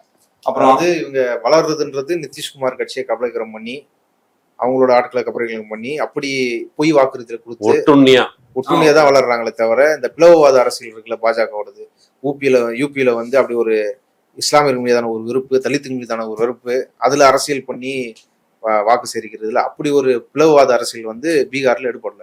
அது அவங்களால ப்ரொசீட் பண்ண முடியல. இந்த மாதிரியான பொய்யான வாக்குறுதிகள் நிதிஷ்குமார் ஏமாத்தி போடுறது, இப்படித்தான விஷயங்கள் தானே. ஏரியாவுக்கு ஏத்த மாதிரி இப்போ வந்து அங்க மதமோ சாதியோ இந்த விஷயங்கள் ஓரளவு அவங்க எப்பவுமே பண்ணிட்டு இருக்கக்கூடியதுதான். ஆனா எனக்கு ஆச்சரியம் என்னன்னா, அந்த மக்கள்கிட்ட அதிகமாக அந்த சண்டைகள் இருக்கும்னு நினைச்சோம். அப்படி இல்லை. கேட்டோம், நாங்க வந்து சாகிப் நான் பேசினவர்கிட்ட, படித்தவர்களிடம் கேட்டோம், நாங்க எங்க ஃபீல்டுக்கு போனோமோ அந்த இடத்துலையும் கேட்டோம், அங்க எங்கேயுமே இது இல்லை. இன்னொரு முக்கியமான விஷயம், கல்வி அறிவு அப்படின்னு எதுக்கு சொல்றோம் அப்படின்னா, அங்க வந்து ஜேபிங்கிற ஒரு முக்கியமான தலைவர், அவரோட பெரிய சிலை இருக்கு. இவங்க 2 பேரும் கேமரா தூக்கிட்டு போயிட்டாங்க. இவரும் கரிகாலனும் அங்க போயிட்டாங்க. ஜெயபிரகாஷ் நாராயணன். நான் வந்து அந்த ஆட்டோ டிரைவர்கிட்ட கேட்கறேன், இவர் யாருங்க அப்படின்னு கேட்கறேன். அவர் என்ன தெரியுமா சொன்னாரு, கையில கம்பு இருக்கு, காந்தி தாத்தா அப்படின்னு. தமிழ்நாட்டில் யாரும் என்ன பெரியார் அப்படின்னு ஒரு சிலையை பார்த்தா பெரியார்ன்றவங்க கலைஞரோ காந்தியோ நேருவோ ஈவன் வடக்கிந்திய தலைவர்களோட சிலையை வச்சா கூட அது நேரு அப்படின்லாம் சொல்லிடுவாங்க. ஆனா சொந்த மாநிலத்தின் ஒரு முக்கியமான தலைவரோட பேர் கூட தெரியாம அந்த சமூகத்தை வளர்த்து வச்சிட்டு இருக்கிறாங்க, அதை தடுத்து வச்சிட்டு இருக்காங்க. அதுதான் மிகப்பெரிய ஆபத்து அந்த மாநிலத்துக்கு. அது இல்லாம இன்னொன்னுதான் சிஏ என்ஆர்சின்னு மறுபடியும் இந்தியா முழுக்க அதுல 2 பிரச்சனை இருக்கு. அந்த பேர்லயே அமுல்படுத்தும் போது வர ஒரு பிரச்சனை, 2வது இந்தியா முழுக்க ஒரே நேரத்துல அமுல்படுத்தும் போது வர பிரச்சனை. அது பத்திக்குது எல்லா இடமும் முழுக்க. பீகார் வந்து ஒரு சோதனை களம் போல இருக்கு. ஒரு சோதனை களம். 2வது ஒரு மாநிலத்துக்கு மட்டும் நடக்கும்போது, அங்க இப்ப அசாம்ல நடந்தது, அசாம்ல நடக்கும்போது இந்தியா முழுக்க அப்படி ஒரு இம்பாக்ட் கிடையாதுல்ல. ஒரு மாநிலத்தில் நடக்கும்போது மத்த எல்லாரும் வந்து அதுல தலையிடப்பட முடியாது. அது எந்த அளவுக்கு அங்க பிரச்சனைக்குரியதான். இப்ப பீகாருக்கு நம்ம போயிட்டு வரலன்னா இது எந்த அளவுக்கு பிரச்சனைக்குரியதா இருக்குதுன்றது, அதாவது செலக்டிவா டார்கெட் பண்ணி வாக்குரிமை ரத்து பண்றதுன்றது வேற. டேட்டாவே இல்ல, பொய்யா ஒரு டேட்டா வந்து 99% கொடுக்குறான். 65 லட்சம் பேர் வாக்குரிமை வந்து ரத்து செய்யப்பட்டது, இது போலி வாக்குகள் சொல்லி அப்படி ஒரு 65% ஒரு டேட்டாவும் இல்ல, அவங்க கொடுத்த டேட்டாவும் பொய். 65 லட்சம் பேருக்கு வந்து கேன்சல் பண்ற ஒரு நம்பர் வச்சிருக்கான். அந்த 65 லட்சம் பேர் யாரை வேணா ஃபில் பண்ணிக்கலாம். 65 லட்சம். இப்ப வந்து அதுதான் ராகுல் காந்தி என்ன சொல்றாரு, வாக்குகள் திருடப்படுகின்றன ஒரு வார்த்தை பயன்படுத்துறாரு. வாக்குகள் திருடப்பட்டது தொடர்பாக நான் வந்து திரும்ப பேச இருக்கிறேன் ஆகஸ்ட் 5ஆம் தேதினு ஒன்று சொல்றாரு. இந்த வாக்குகள் திருடப்பட்டனங்கிறது ஒண்ணு எக்ஸ்ட்ரா வாக்கு எடுத்துக்கிறது. நம்ம ஊர்லயே கன்னியாகுமரி அந்த சைட்ல வந்து திடீர்னு ஓட்டு போடுறவங்க நிறைய பேர் லிஸ்ட்ல இல்லை. அப்ப இங்கேயும் அங்கங்கே சோதனை செய்து பார்த்து ஒரு பெரிய மாநில அளவுல நம்ம செஞ்சு பார்க்கலாம். ஒரு 65 லட்சம் பேர் வந்து இவங்க வந்து டவுட்ஃபுல் வாக்காளர்கள், சந்தேகத்திற்குரியவர்கள், அல்லது இவர்களுக்கு வந்து வாக்களிப்பதற்கான உரிமை இல்லை, அதுக்கு வந்து ஒரு 20 லட்சம் பேரை செத்து போயிட்டாங்கன்னு ஒரு கணக்கு வச்சிருக்க. அப்படி மிச்சம் இருக்கவங்க எல்லாருமே இவங்க தகுதியற்றவர்கள் சொல்லிட்டா, இந்த தகுதியற்றவர்கள் பிஜேபி சொல்றத பற்றி அந்த ஆர்ஜேடியோ அல்லது எம்எல் சிபிஐஎம்எல்ஓ இவங்க வந்து தகுதி உள்ளவர்களுக்கு ஏதாவது காரணம் சொல்றாங்களா, தகுதி உள்ளவர்கள்லாம் இருப்பாங்கன்னு? அது ஈஸியை சொல்ற எல்லாமே பொய்ன்னு சொல்றாங்களா? இல்ல, முதல்ல நீங்க இதுக்கு முந்தின கேள்வியிலே இன்னும் ஒரு முடிக்கிறதுக்கு முன்னாடியே இருக்கு 3 பாயிண்ட் நம்ம வைக்கலாம். அதுல சொன்னபடி முதல் படி எலெக்ஷன்ல ஓட்டு விட அவங்க வந்து 20 வருஷமா ஒண்ணுமே பண்ணலையா. நிதிஷ்குமாரோட வந்து ஆட்சி வந்து கிட்டத்தட்ட கீழே விழுந்து விழப்போகுது. இப்போ அந்த டேமேஜ் கண்ட்ரோல் கூட பண்ண முடியாத சூழல்ல வாக்காளர்களை வந்து இந்த மாதிரி நமக்கு தேவையானவங்க ஃபில்டர் பண்றதுக்கு ஒரு மெத்தட். 2வது அபாயம் வந்து சிஏஏ, அந்த என்ஆர்சி, அதன் மூலம் இஸ்லாமியர்களை அந்த ஒடுக்குதல் இருக்குங்களா, அந்த மெத்தட். 3வது என்னன்னா, ஒரு குறிப்பிட்ட மக்களை வந்து என்ன சொல்றது, 2ஆம் தர குடிமக்களாக நடத்துவது. ஒரு விஷயம் நம்ம முதல்ல இருந்து பயந்துட்டு இருந்தோம், இது இஸ்லாமியர்களுக்கு மட்டும்தான் அந்த என்ஆர்சி சிஏஏ இதெல்லாம் இல்ல, இது வந்து அடுத்து தலித் மக்கள் மீதும் வரும், ஒடுக்கப்பட்ட ஓபிசி மக்கள் மீதும் வரும் அப்படின்னு நம்ம ரொம்ப காலமா சொல்லிட்டு இருந்தது. இது இங்க வந்து அமுல்படுத்தி பாக்குறாங்க, அங்க இருந்து ஸ்டார்ட் ஆகுதுன்னு நம்ம பாத்துக்கலாம். ஏன்னா இப்ப இந்த இடத்துல இந்து இஸ்லாமியர்கள் கடந்து அவன் வந்து எந்த டாக்குமெண்ட்டும் கொடு, ஆனா கடைசியில் நான் தான் ஃபைனல் பண்ணுவேன், என்ற ஒரு அதிகாரம் இருக்குது. அந்த அதிகாரம் படி நான் வந்து உன்னை எங்க வைக்கணும் எப்படி வைக்கணும்னு சொல்வதன் மூலம் மற்ற மக்களையும் பயங்காட்டுதல், உன்னையும் வந்து அடக்கி வைக்கிறது. இந்த ஒரு 3 மாங்காய் வந்து ஒரே கல்ல அடிக்கிறாங்க எலெக்ஷன் கமிஷன் மூலமாக. இதுதான் அதுல வந்து இஸ்லாமியர்களுக்கான ஸ்பெஷல் ட்ரீட்மெண்ட்டும் இருக்குது. அதுக்கு சில கேசஸ் உதாரணம் இருக்குது. போஜ்பூர் அந்த மாவட்டத்துல வந்து ஒரு பிஎல்ஓ ஆஃபீஸர், இஆர்ஓ ஆஃபீஸர் வந்து பேசியிருக்காரு. அவங்க இஸ்லாமியர் குடும்பம், அந்த பெண்மணி வந்து அப்ரோச் பண்ணியிருக்காங்க. அவங்க சில டாக்குமெண்ட்ஸ் கேட்டிருக்கு. இது இல்லை, அதுல நீ ஏன் இவ்வளவு பிரச்சனை பண்ற, நீ தான் பங்களாதேசியாச்சே, உனக்கு யார் இங்க வந்து வாக்குரிமை தரப்போறா, உனக்குலாம் இது கிடையவே கிடையாது, நீ பங்களாதேஷ்னு சொல்லி அதை இது பண்ணிருக்காரு.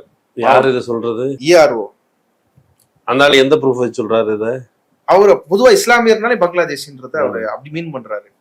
பக்கத்துல அந்த பார்டர் இருக்குது, அங்க இருந்து வந்தவர்கள் தான் இங்க இருக்கிற இஸ்லாமியர்ன்றத அப்படி மீன் பண்றாங்க. நாங்க நேரடியா போய் ஒரு இஸ்லாமியர் பகுதி போனோம்ல, ஒரு இஸ்லாமியர் பகுதி போனோம்ல, அங்க வந்து மினி பாகிஸ்தான், குட்டி பாகிஸ்தான் சொல்லி அங்க அவங்கள அச்சுறுத்துற விஷயமும் அங்க இருக்குது. இன்னொரு இடத்துல வந்து இந்த சம்மர் சேரிட்டபிள் ட்ரஸ்ட்னு சொன்னோம்ல, அந்த ட்ரஸ்ட்ல வேலை செய்யற சில பசங்கள் இந்த ப்ராசஸ் அசஸ் பண்றது, மக்களுக்கு அசஸ் பண்றதுக்காக பிஎல்ஓஸ் கிட்ட இஆர்எஸ் கிட்ட பேசியிருக்கிறாங்க. பேசும்போது அவங்க ஏன்பா இவ்வளவு ஸ்ட்ரகிள் ஆகிற, இது வந்து இஸ்லாமியரை ஃபில்டர் பண்றதுக்கான ஒரு ப்ராசஸ் தான், மற்றபடி வேற எதுவும் இல்லைன்றதை இவங்க சொல்லியிருக்கிறாங்க. இந்த பிஎல்ஓஸ்க்கும் இஆர்ஓக்கும் இருக்கிற அதிகாரம் இருக்குதுல்ல, அவங்க சஸ்பெண்ட் பண்றவங்கள அவங்க வந்து டீடைன் பண்ண அப்படின்ற அதிகாரம், அது எப்படியா வேணாலும் மாறலாம். ஒரு மதத்திற்கு எதிரான, ஒரு சிறுபான்மைக்கு எதிரான விஷயமா மாறலாம், ஒரு ஓபிசிக்கு எதிரான விஷயமாலும் வரலாம், ஒரு தலித் எதிர்ப்பு மனநிலைமை இருக்கிறாருன்னா அவங்களுக்கு எதிரான விஷயமா மாறலாம். இதை நீங்க இதை மறுபடியும் ப்ரூவ் கொள்ளணும் போகணும்னா அது பெரிய ப்ராசஸ். இந்த எலெக்ஷன்ல முடியாது. எலெக்ஷன் இல்ல, அவரு வாழ்நாளும் முடியாது. அவ்வளவு நீளமாக அந்த கோர்ட்ல குறைந்தபட்சம் இந்த எலெக்ஷன்ல முடியாது, கண்டிப்பா முடியாது. இப்ப நீங்க சொல்றது அடிப்படையில ஓபிசிக்கு நடக்கலாம், எஸ்சிக்கு நடக்கலாம், எஸ்டிக்கு நடக்கலாம், அல்லது நீங்க சொல்ற மாதிரி இஸ்லாமியர்களுக்கு நடக்கலாம். எதிர்கட்சியை சார்ந்த இப்போ வந்து பூத் லெவல் ஏஜென்ட்ஸ் இருக்காங்கல்ல, பூத் லெவல் ஏஜென்ட்ஸுக்கு ஜனதாதள் யுனைடெட் இவருடைய கட்சி, நிதிஷ்குமார் கட்சியை சார்ந்த லோக்கல் பூத் லெவல் ஏஜென்ட்ஸ் இதுல இருக்கிறாங்க. இப்போ அவங்களுக்கு வந்து யார் நமக்கு ஓட்டு போடுறா, யார் நமக்கு ஓட்டு போடுறது இல்லை அப்படிங்கிற விவரம் தெரியும். இப்போ இந்த ஒருவேளை இவர்களுக்கு பொலிட்டிக்கல் நோக்கம் இருந்தால் இவங்க நமக்கு ஓட்டு போட மாட்டாங்க. இவர்கள் சந்தேகத்திற்குரிய வாக்காளர்கள். பாஜகவுக்கு இவர்கள் வாக்களிப்பார்களா என்கிற சந்தேகத்திற்குரிய வாக்காளர்கள். இப்படி கூட அவங்க ஒரு கருத்துக்கு வரலாம் தானே? வரலாம். அப்புறம் பிஎல்ஏல அவங்க தான் அதிகமா இருக்கிறாங்க. அவங்க மீன்ஸ் பிஜேபி தான் 55,000 பூத் லெவல் ஏஜென்ட்ஸ்ல வந்து பிஜேபியும், அதுக்கு அடுத்தது ஆர்ஜேடி, அதுக்கப்புறம் வந்து நிதிஷ்குமார் பாஜகவை சேர்த்தோம்னா அது நிக்கலாம். மற்ற எந்த கட்சியாலுமே வந்து போட்டி போட முடியாது. மற்ற எல்லாம் சுருப்பமா தான் இருக்கு. பிஜேபி வந்து 52,000, நிதிஷ்குமாரோட வந்து 27,000. ஆனா இப்போ 36,000 மாறி இருக்கு இந்த ப்ராசஸ் ஆரம்பிச்சதுக்கு அப்புறம். ஆர்ஜேடி வந்து 47,000. இது அங்க இருக்கிற அவர் சாகிப் அவருக்கு சொன்னாரு. அது டேட்டாவும் இன்னைக்கு அப்படிதான் வந்து அந்த வழிப்படி. எம்எல் வந்து ரொம்ப கம்மியா இருக்கிறாங்க. ஸோ பூத் லெவல் ஏஜென்ட்ஸை வச்சு எஃபிஷியண்டா வேலை அவங்களுக்கு விருப்பம் போல செய்ய முடியும்னா அது பிஜேபி ஜேடியு மேல மட்டும்தான் முடியும். இப்போ நீங்க ஒரு சந்தேகம் கிளப்புறீங்களே, இவங்க வச்சிருக்கிற இந்த டேட்டா ஃபார்ம் ஃபில்லிங் இந்த ப்ராசஸ் எல்லாமே ஒரு ஃபேக்கு, வேற ஏதோ உள்நோக்கம் இருக்குது அப்படின்ட்டு. 5ஆம் தேதி நான் வந்து ஒரு டேட்டா வெளியிட போறேன், ஒரு அணுகுண்டு போட போறேன் அப்படின்னு ராகுல் காந்தி சொல்றாரு. இந்த அணுகுண்டு எதை பற்றியது என்றால், இவர்கள் முதல்ல இதுக்கு முன்னால ஜெயிச்ச தேர்தல்களை பார்க்கும் பொழுது எங்களுக்கு டவுட் இருந்தது. மத்திய பிரதேசத்தில் ஜெயிக்கும் போது டவுட் இருந்தது. அப்புறம் இங்க நாடாளுமன்ற தேர்தலில் ஜெயிக்கும் போது டவுட் இருந்தது. மகாராஷ்டிராவில் ரொம்ப வெளிப்படையாக அவங்க வந்து எக்ஸ்ட்ரா 1 கோடி வாக்காளர்களை உள்ள கொண்டு வந்து சேர்த்துருக்காங்க. எப்படிலாம் சேர்த்துருக்காங்கன்னு சொல்றாரு. இவங்க வந்து திட்டமிட்டு பிஜேபிக்கு ஃபேவரபிளா எலெக்ஷன் அதிகாரிகள் மேலிருந்து கீழ் வரை ஒரு திட்டமிட்ட முறைகேட்டை செய்திருக்கிறார்கள். அதற்கு போதுமான ஆதாரங்கள் இருக்கிறது, உங்களை விடமாட்டோம் அப்படின்னு சொல்றாரு. அதே மெஷினரி இல்லை, அவங்களெல்லாம் ரிட்டையர் ஆகல, கிட்டத்தட்ட அதே மெஷினரி தான் பீகாரை பொறுத்த அளவுக்கு சேம் மிஷினரி இஸ் ஒர்க்கிங். அப்ப இந்த ஆபத்து இருக்குல்ல, இந்த ஆபத்தை இங்க இருந்து நம்ம பார்க்கும் பொழுது நமக்கு வந்து இப்ப இது கேட்கும் போது இது ரொம்ப டேஞ்சரஸா இருக்குது. பாஜக அரசு எப்படி ஒர்க் பண்ணுதுன்னா, அங்க இருக்கிறவங்கள்ட்ட பேசிட்டு இருக்கும்போது அங்க ஒருத்தர் ஒரு அருமையான உதாரணம் சொன்னார். டிம்மக் அப்படின்னாரு. ஹிந்தியில சொல்றாங்க டிம்மக் அப்படின்னா கரையான்னு சொல்லிக்கலாம். மரத்து உள்ளுக்கு உட்காந்துட்டு, இந்த கதவு உள்ளுக்கு உட்காந்துட்டு மெல்லமெல்லாம் அரிச்சிட்டே இருக்கும். அது நமக்கே தெரியாது. ஆனா அது எல்லாத்தையும் அரிச்சிட்டே இருக்கும். கடைசியில மொத்தமா முடிச்சு விட்டுரும். இந்த இந்திய அரசியலமைப்பு சட்டத்தை பயன்படுத்தி அது உள்ளுக்கு இருந்து பல ஆட்களை அதிலேயே உருவாக்கி அந்த டிம்மக் அப்படி பரவ விட்டு அரித்து கொண்டிருக்கிறது. அதோட உதாரணத்துல ஒண்ணுதான் இந்த இசிஐ மூலமாக இவங்க பண்ணிட்டு இருக்கிற இந்த எஸ்ஐஆர் ப்ராசஸ். இப்ப வந்து ஒரு பேரபாயம் ஏற்கனவே குறிப்பிட்டது போல நமக்கு வந்து குறைந்தபட்சம் ஒரு மனிதனுக்கு ஒரு மதிப்பு அப்படிங்கிற அளவுக்கு நமக்கு குறைந்தபட்ச மதிப்பு. ஏன்னா அதுக்கு முன்னால் நமக்கு மதிப்பு இருந்ததுல மைனஸ்ல தான் இருந்தோம். பெரும்பாலும் ஆண்டைகளிடம் அடிமைகளாக, பஞ்சப்பராரிகளாக, ஏதுமற்றவர்களாக, சொத்து இல்லாதவர்களாக இருந்தது. சொத்து இல்லாதவனுக்கு வாக்கு இல்லாமல் இருந்தது. சொத்து இருக்க இல்லையா ஒருவனுக்கு, ஒரு மனிதனுக்கு ஒரு மதிப்புன்னு இருந்ததை இவங்க வந்து பறிக்கிறதுக்கான வேலைகளை செய்கிறாங்க அப்படின்னு ஒன்று வரும் பொழுது, கடந்த நாடாளுமன்ற தேர்தலில் கான்ஸ்டியூஷனுக்கு எதிரான ஒரு வேலையை பிஜேபி செய்யுது அப்படிங்கிற பொழுது ஓபிசி மக்கள் மத்தியிலையும் எஸ்சி மக்கள் மத்தியிலையும் ஒரு கடுமையான எதிர்வினை பாஜக எதிராக இருந்தது. இப்போ எலெக்ஷன் முடிஞ்சு போச்சு. இப்போ பீகார்ல எலெக்ஷன் வரப்போகுது. இந்த நேரத்தில் இப்படி ஒரு ஆக்ஷன் எடுக்கும் பொழுது எதிர்கட்சிகள் ஆர்ஜேடியோ அங்க இருக்க சிபிஐஎம்எல்ஓ அவங்களுடைய நடவடிக்கைகள் என்னவாக இருக்குது? உண்மையிலே வேலை பார்க்குறாங்களா? என்ன பண்ண இருக்கிறாங்க? இதுக்கு எதிர்வினை தான் இருக்குமா? எதிர்கட்சிகள் வினையாற்றுறதுன்றது இருக்குல்ல, அதுக்கான நேரமோ அவகாசமோ அவங்களுக்கு கடையில இல்லை. அந்த அளவுக்கு அவேரா வந்து பிஜேபி அவங்க பார்க்கல. இப்போ வரைக்கும் நாங்கள் பேசினவருக்கும் அவங்கள மதிப்பீடு வந்து பிஜேபி வந்து தோத்துரும், எக்ஸ்போஸ் ஆயிடுச்சு, நிற்காது, நிதிஷ்குமாரும் நிற்க மாட்டாரு அப்படின்ற ஒரு மிகை மதிப்பீடு தான் வந்து அவங்க கிட்ட இருக்கிறதா நாங்கள் பார்த்தோம். எலெக்ஷன் கமிஷன் அறிவிச்சு 1 மாசம் தான் அந்த ப்ராசஸ், அலட்சியம் நிலவுது. ஆமா, 1 மாசம் தான் அந்த ப்ராசஸே. அவங்க கட்டாயத்தின் பேர்ல அதுல போய் அசிஸ்ட் பண்ணக்கூடிய ஒரு நிலைமைக்கு போயிட்டாங்க. அந்த ப்ராசஸ்ல மக்கள் பல்வேறு வகையான நெருக்கடிகள்ல வந்து மக்கள் வந்து இதுல விடுபட்டு போயிருவாங்கன்ற ஒரு நெருக்கடி இவங்க அவங்களுக்கான கேடர்ஸ் அவங்களுக்கான ஓட்டர்ஸை கூட்டு போகலன்னா பாஜக அவங்களுக்கான ஓட்டர்ஸ் கூட்டு போவான், இல்ல அவங்களுக்கு இல்லாத ஓட்டர்ஸை கூட்டு போய் அதை கனெக்ட் பண்ணாலும் நாளைக்கு அவங்களோட ஓட்டர்ஸ் அது. அப்போ இவங்களோட வாக்கு வங்கியை தக்க வைக்கணும்னா எலெக்ஷன் கமிஷன் போட்ட அந்த திட்டத்துல இவங்கள போய் செயல்பட்டாகணும். தேஜஸ்வி யாதவ் வந்து தேர்தலை புறக்கணிப்போம் அப்படின்னு அறிவிச்சாரு. அது ஒரு எதிர்ப்புன்னு சின்னமா தான் அறிவிச்சாரே தவிர அது நடக்க போறது கிடையாது, நடக்க முடியாது. அது இன்னும் பாஜகவுக்கு வந்து வலிமையா ஒரு ஈஸியான பாத்வே. இவ்வளவு கஷ்டப்பட்டு எஸ்ஆர் நடத்தி கொடுத்தாவல வேற எந்த ஆப்ஷனும் முன்னாடியே அவேரா இல்லாத ஒரு நிலைமையில அவங்க கொடுத்த அந்த காலக்கெடுக்குள்ள நீதிமன்றத்துக்குள்ளேயே ஒரு ஸ்டே வாங்க முடியல. நீதிமன்றத்து கிட்ட இது அரசியலமைப்பு சட்டத்தின்படியே இது தவறு, எலெக்ஷன் கமிஷன் ஆஃப் இந்தியாவுக்கு வந்து அந்த அதிகாரம் கிடையாது, இது குடியுரிமையை சோதிக்கிற மாதிரி இருக்குதுன்னு சொல்லி கான்ஸ்டியூஷனை வச்சு ரிட்டு போட்டாங்க. அது நடக்கல. அப்போ வேற எந்த ஆப்ஷனும் கிடையாது. அவங்க போட்ட பிளானுக்குள்ள போய் தான் ஆகணும் அப்படின்றதுல அந்த பிளானுக்கு அவனுக்கான பெட்டர் ஸ்பேஸ் தான் அது. அப்போ அவன் தான் ஜெயிக்க போறான்ற ஒரு நிலைமை இருக்குது. இது முன்கூட்டியே நம்மளும் இதை சுதாரிக்கலன்னா அங்க அளவுக்கு இங்க மோசமானாலுமே அது ஒரு இடத்துக்கு சீக்கிரம் பாஜக ஒரு வாக்கு வங்கியை பெறறதுக்கான ஒரு வாய்ப்பா வந்து இது அமைஞ்சிரும்ன்ற ஒரு திருட்டு. தமிழ்நாட்டை பத்தி தனி ஸ்பெசிஃபிக்கா பேசணும். எதிர்கட்சிகளுடைய மேற்கொண்டு ஏதாவது செயல்பாடுகள் நம்ம அறிந்தவரை அவர்கள் அஃப்கோர்ஸ் அவங்களுக்கு டைம் இல்லை, அவன் வந்து ஒரு கிட்டத்தட்ட முட்டுச்சந்தில நிப்பாட்டி முடிஞ்சா நீ வந்து அடிச்சுப்பாரு அப்படின்னு சொல்றான். அவனிடம் அதிகாரம் இருக்குது, அரசியல் இருக்குது. ஏதாவது ஒரு சின்ன முனகல் ஆர்ப்பாட்டம் எதிர்ப்புணர்வு அப்படி ஏதாவது இருக்குதா? பூத் செல்லோ அபியான் அப்படிங்கிற ஒரு இது பூத்ல ஒவ்வொரு பூத்லயும் போய் அவங்கவுங்க கேடரை வச்சு செக் பண்றது. பூத் லிஸ்ட்ல யார் யார் நமக்குள்ள லிஸ்ட்ல இருக்கிறாங்க, அதுல யார் பேர் விடுபட்டிருக்கு, ஏன் விடுபட்டிருக்கு, என்ன டாக்குமெண்ட் இல்லை இருக்கு அப்படிங்கிற ஒரு இதை ஏற்பாடு பண்ணியிருக்காங்க செய்யலான்ட்டு. இனி அடுத்து செய்ய போறாங்க. இதற்கு முன்னாடி அப்படின்னா ராகுல் காந்தியை கூப்பிட்டு ஒரு பந்த் மாதிரிலாம் நடத்திருக்காங்க, போராட்டம் பண்ணியிருக்காங்க. அந்த போராட்டம் மிக பெரிதாக இருந்தா தமிழ்நாடு முழுக்க வரைக்கும் கூட அது வந்து ரீச் ஆயிருக்கும். இன்னும் இல்லை, பார்லிமெண்ட் முன்னாடி சட்டமன்றம் முன்னாடி போராடி இருக்காங்க.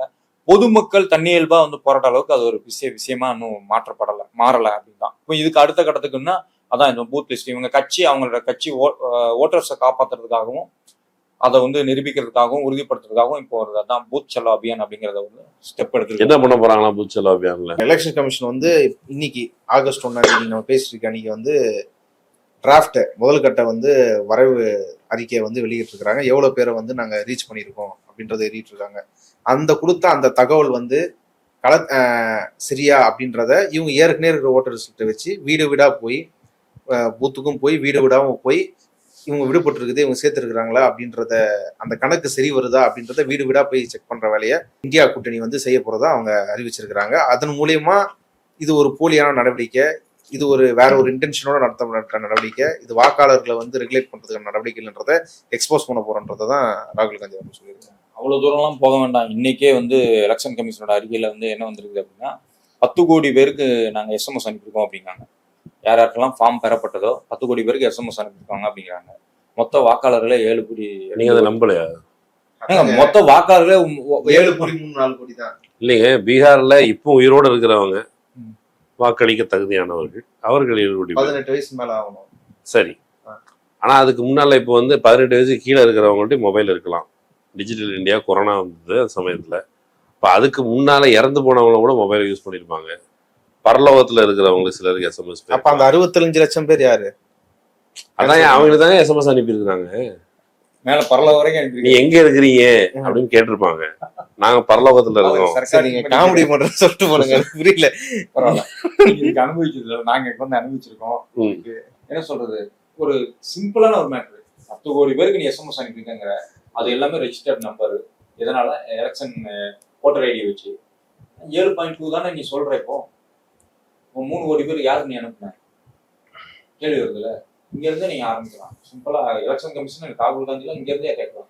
அதே மாதிரி இவங்க என்ன சொல்றாங்க, ஆன்லைன்ல பதிவான ஃபார்ம்கள் அப்படின்றது 16 லட்சம்ன்றாங்க. ஆன்லைன்ல இருந்து ஃபார்மை டவுன்லோட் பண்ணி நேரில் கொண்டு போய் கொடுத்தது 13 லட்சம்ன்றாங்க. மொத்தம் 29 லட்சம் வந்து ஆன்லைன் வழியா நடந்துன்றாங்க. பீகார்ல இருந்து புலம்பெயர்ந்து போன தொழிலாளர்களே வந்து 4 கோடி பேர். அந்த 4 கோடி பேர்ல நீ ஒரு குறிப்பிட்ட அமௌண்ட் கூட நீ பர்மனன்ட் மைக்ரன்ஸா கூட வச்சுக்கோ.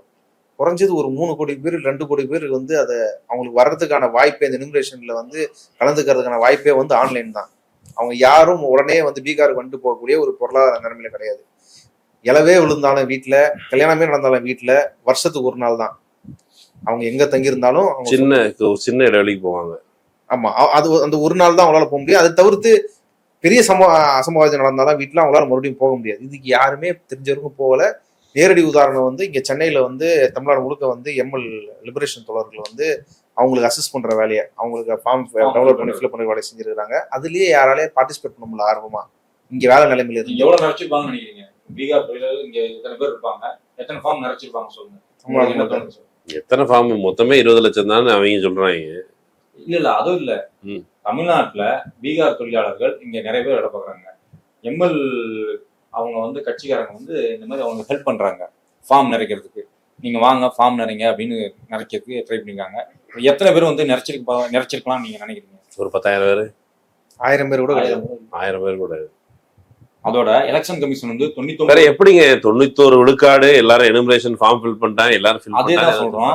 3 கோடி பேர் அபிஷியல் தகவல் படி 3 கோடி பேர் புலம்பெயர்ந்த தொழிலாளர்கள். ஓகேங்களா? ஆனா எப்படியும் 3.5 to 4 கோடி வரைக்கும் இருக்கும். இந்த 3.5 கோடி ஆன்லைன்ல யார் பண்ணிருப்பா? வெளியூர்ல இருக்கிறவங்க தானே இதை ஆன்லைன்ல பண்ண முடியும். போஸ்டர்ல வாங்கி அனுப்பி எல்லாம் பண்ண மாட்டாங்க தானே. அப்போ உன்னோட ஆன்லைன்ல எத்தனை பேர் ஃபில் பண்ணியிருந்தாங்க அப்படின்னு பார்த்தாலே மொத்தமே வந்து 29 லட்சம் பேர். 16 + 13. இந்த 3.5 கோடிக்கு நீங்க பெர்சன்டேஜ் எடுத்தா கூட இவங்க சொல்ற 91% வந்திருக்காது. உல்டா வேணா போகும். 91% பேர் நிறைக்கல அப்படின்னு 7 கோடியில 3 கோடி 2 கோடி அப்படின்னு வச்சிருந்தா கூட அது பெரிய அமௌண்ட். 2 கோடியில 26 லட்சம் பேர் தான் ஆன்லைன்ல பண்ணிருக்காங்க. நீங்க வந்து பண்ணிருக்காங்க. நீங்க 2 பேரும் ஜட்ஜ் இல்ல, எனக்கு தெரியும், நீ ஜட்ஜுக்கு படிக்கல. ஆனா இந்த விவரத்தை நீங்க கேள்வி கேட்குறீங்கல்ல. அப்போ 12ஆம் தேதி 13ஆம் தேதி சுப்ரீம் கோர்ட் இது தொடர்பாக கேஸ் ஹியரிங் பண்ணும்பொழுது இப்ப இந்த கேள்விகள் இதெல்லாம் நியாயமான வெளிப்படையாக தெரிகிற கேள்விகள். இந்த கேள்விகளை சுப்ரீம் கோர்ட் கேட்கும் அப்படின்னு நம்புறீங்களா? அங்க இருக்கிற மக்கள் நம்புறாங்களா? நமக்கா கண்டிப்பா கேட்டுருவாங்கப்பா, நம்மளை வந்து விடப்படாது. நாங்க சர்ச்சை இல்லை, நீங்க சொன்ன பெரிய நாங்க சட்ட வல்லுநர் கிடையாது. ஆனா எங்களுக்கு எலெக்ஷன் கமிஷன் ஆஃப் இந்தியா வந்து இதை செய்ய முடியாது அப்படின்ற அதை புரிஞ்சுக்கிற அறிவு எங்களுக்கு இருக்குது. 2வது, இது நேரடியா வந்து குடியுரிமையை தீர்மானிக்கிற ஒரு வேலை, அது எளிமைப்படுத்துற வேலை. இது தெரிஞ்சிருச்சுன்னா சொல்லிடலாம். அடுத்தது குடியுரிமையை வெரிஃபை பண்ணா ஓட்டர் ஐடி இருந்தா அவனுக்கு கொடுங்க, ஓட்டர் ஐடி இல்லாதவன் இல்லை அப்படின்றத சொல்ற முடியும். அதுக்கான வேலைன்றத என்னால புரிஞ்சிக்க முடியுது.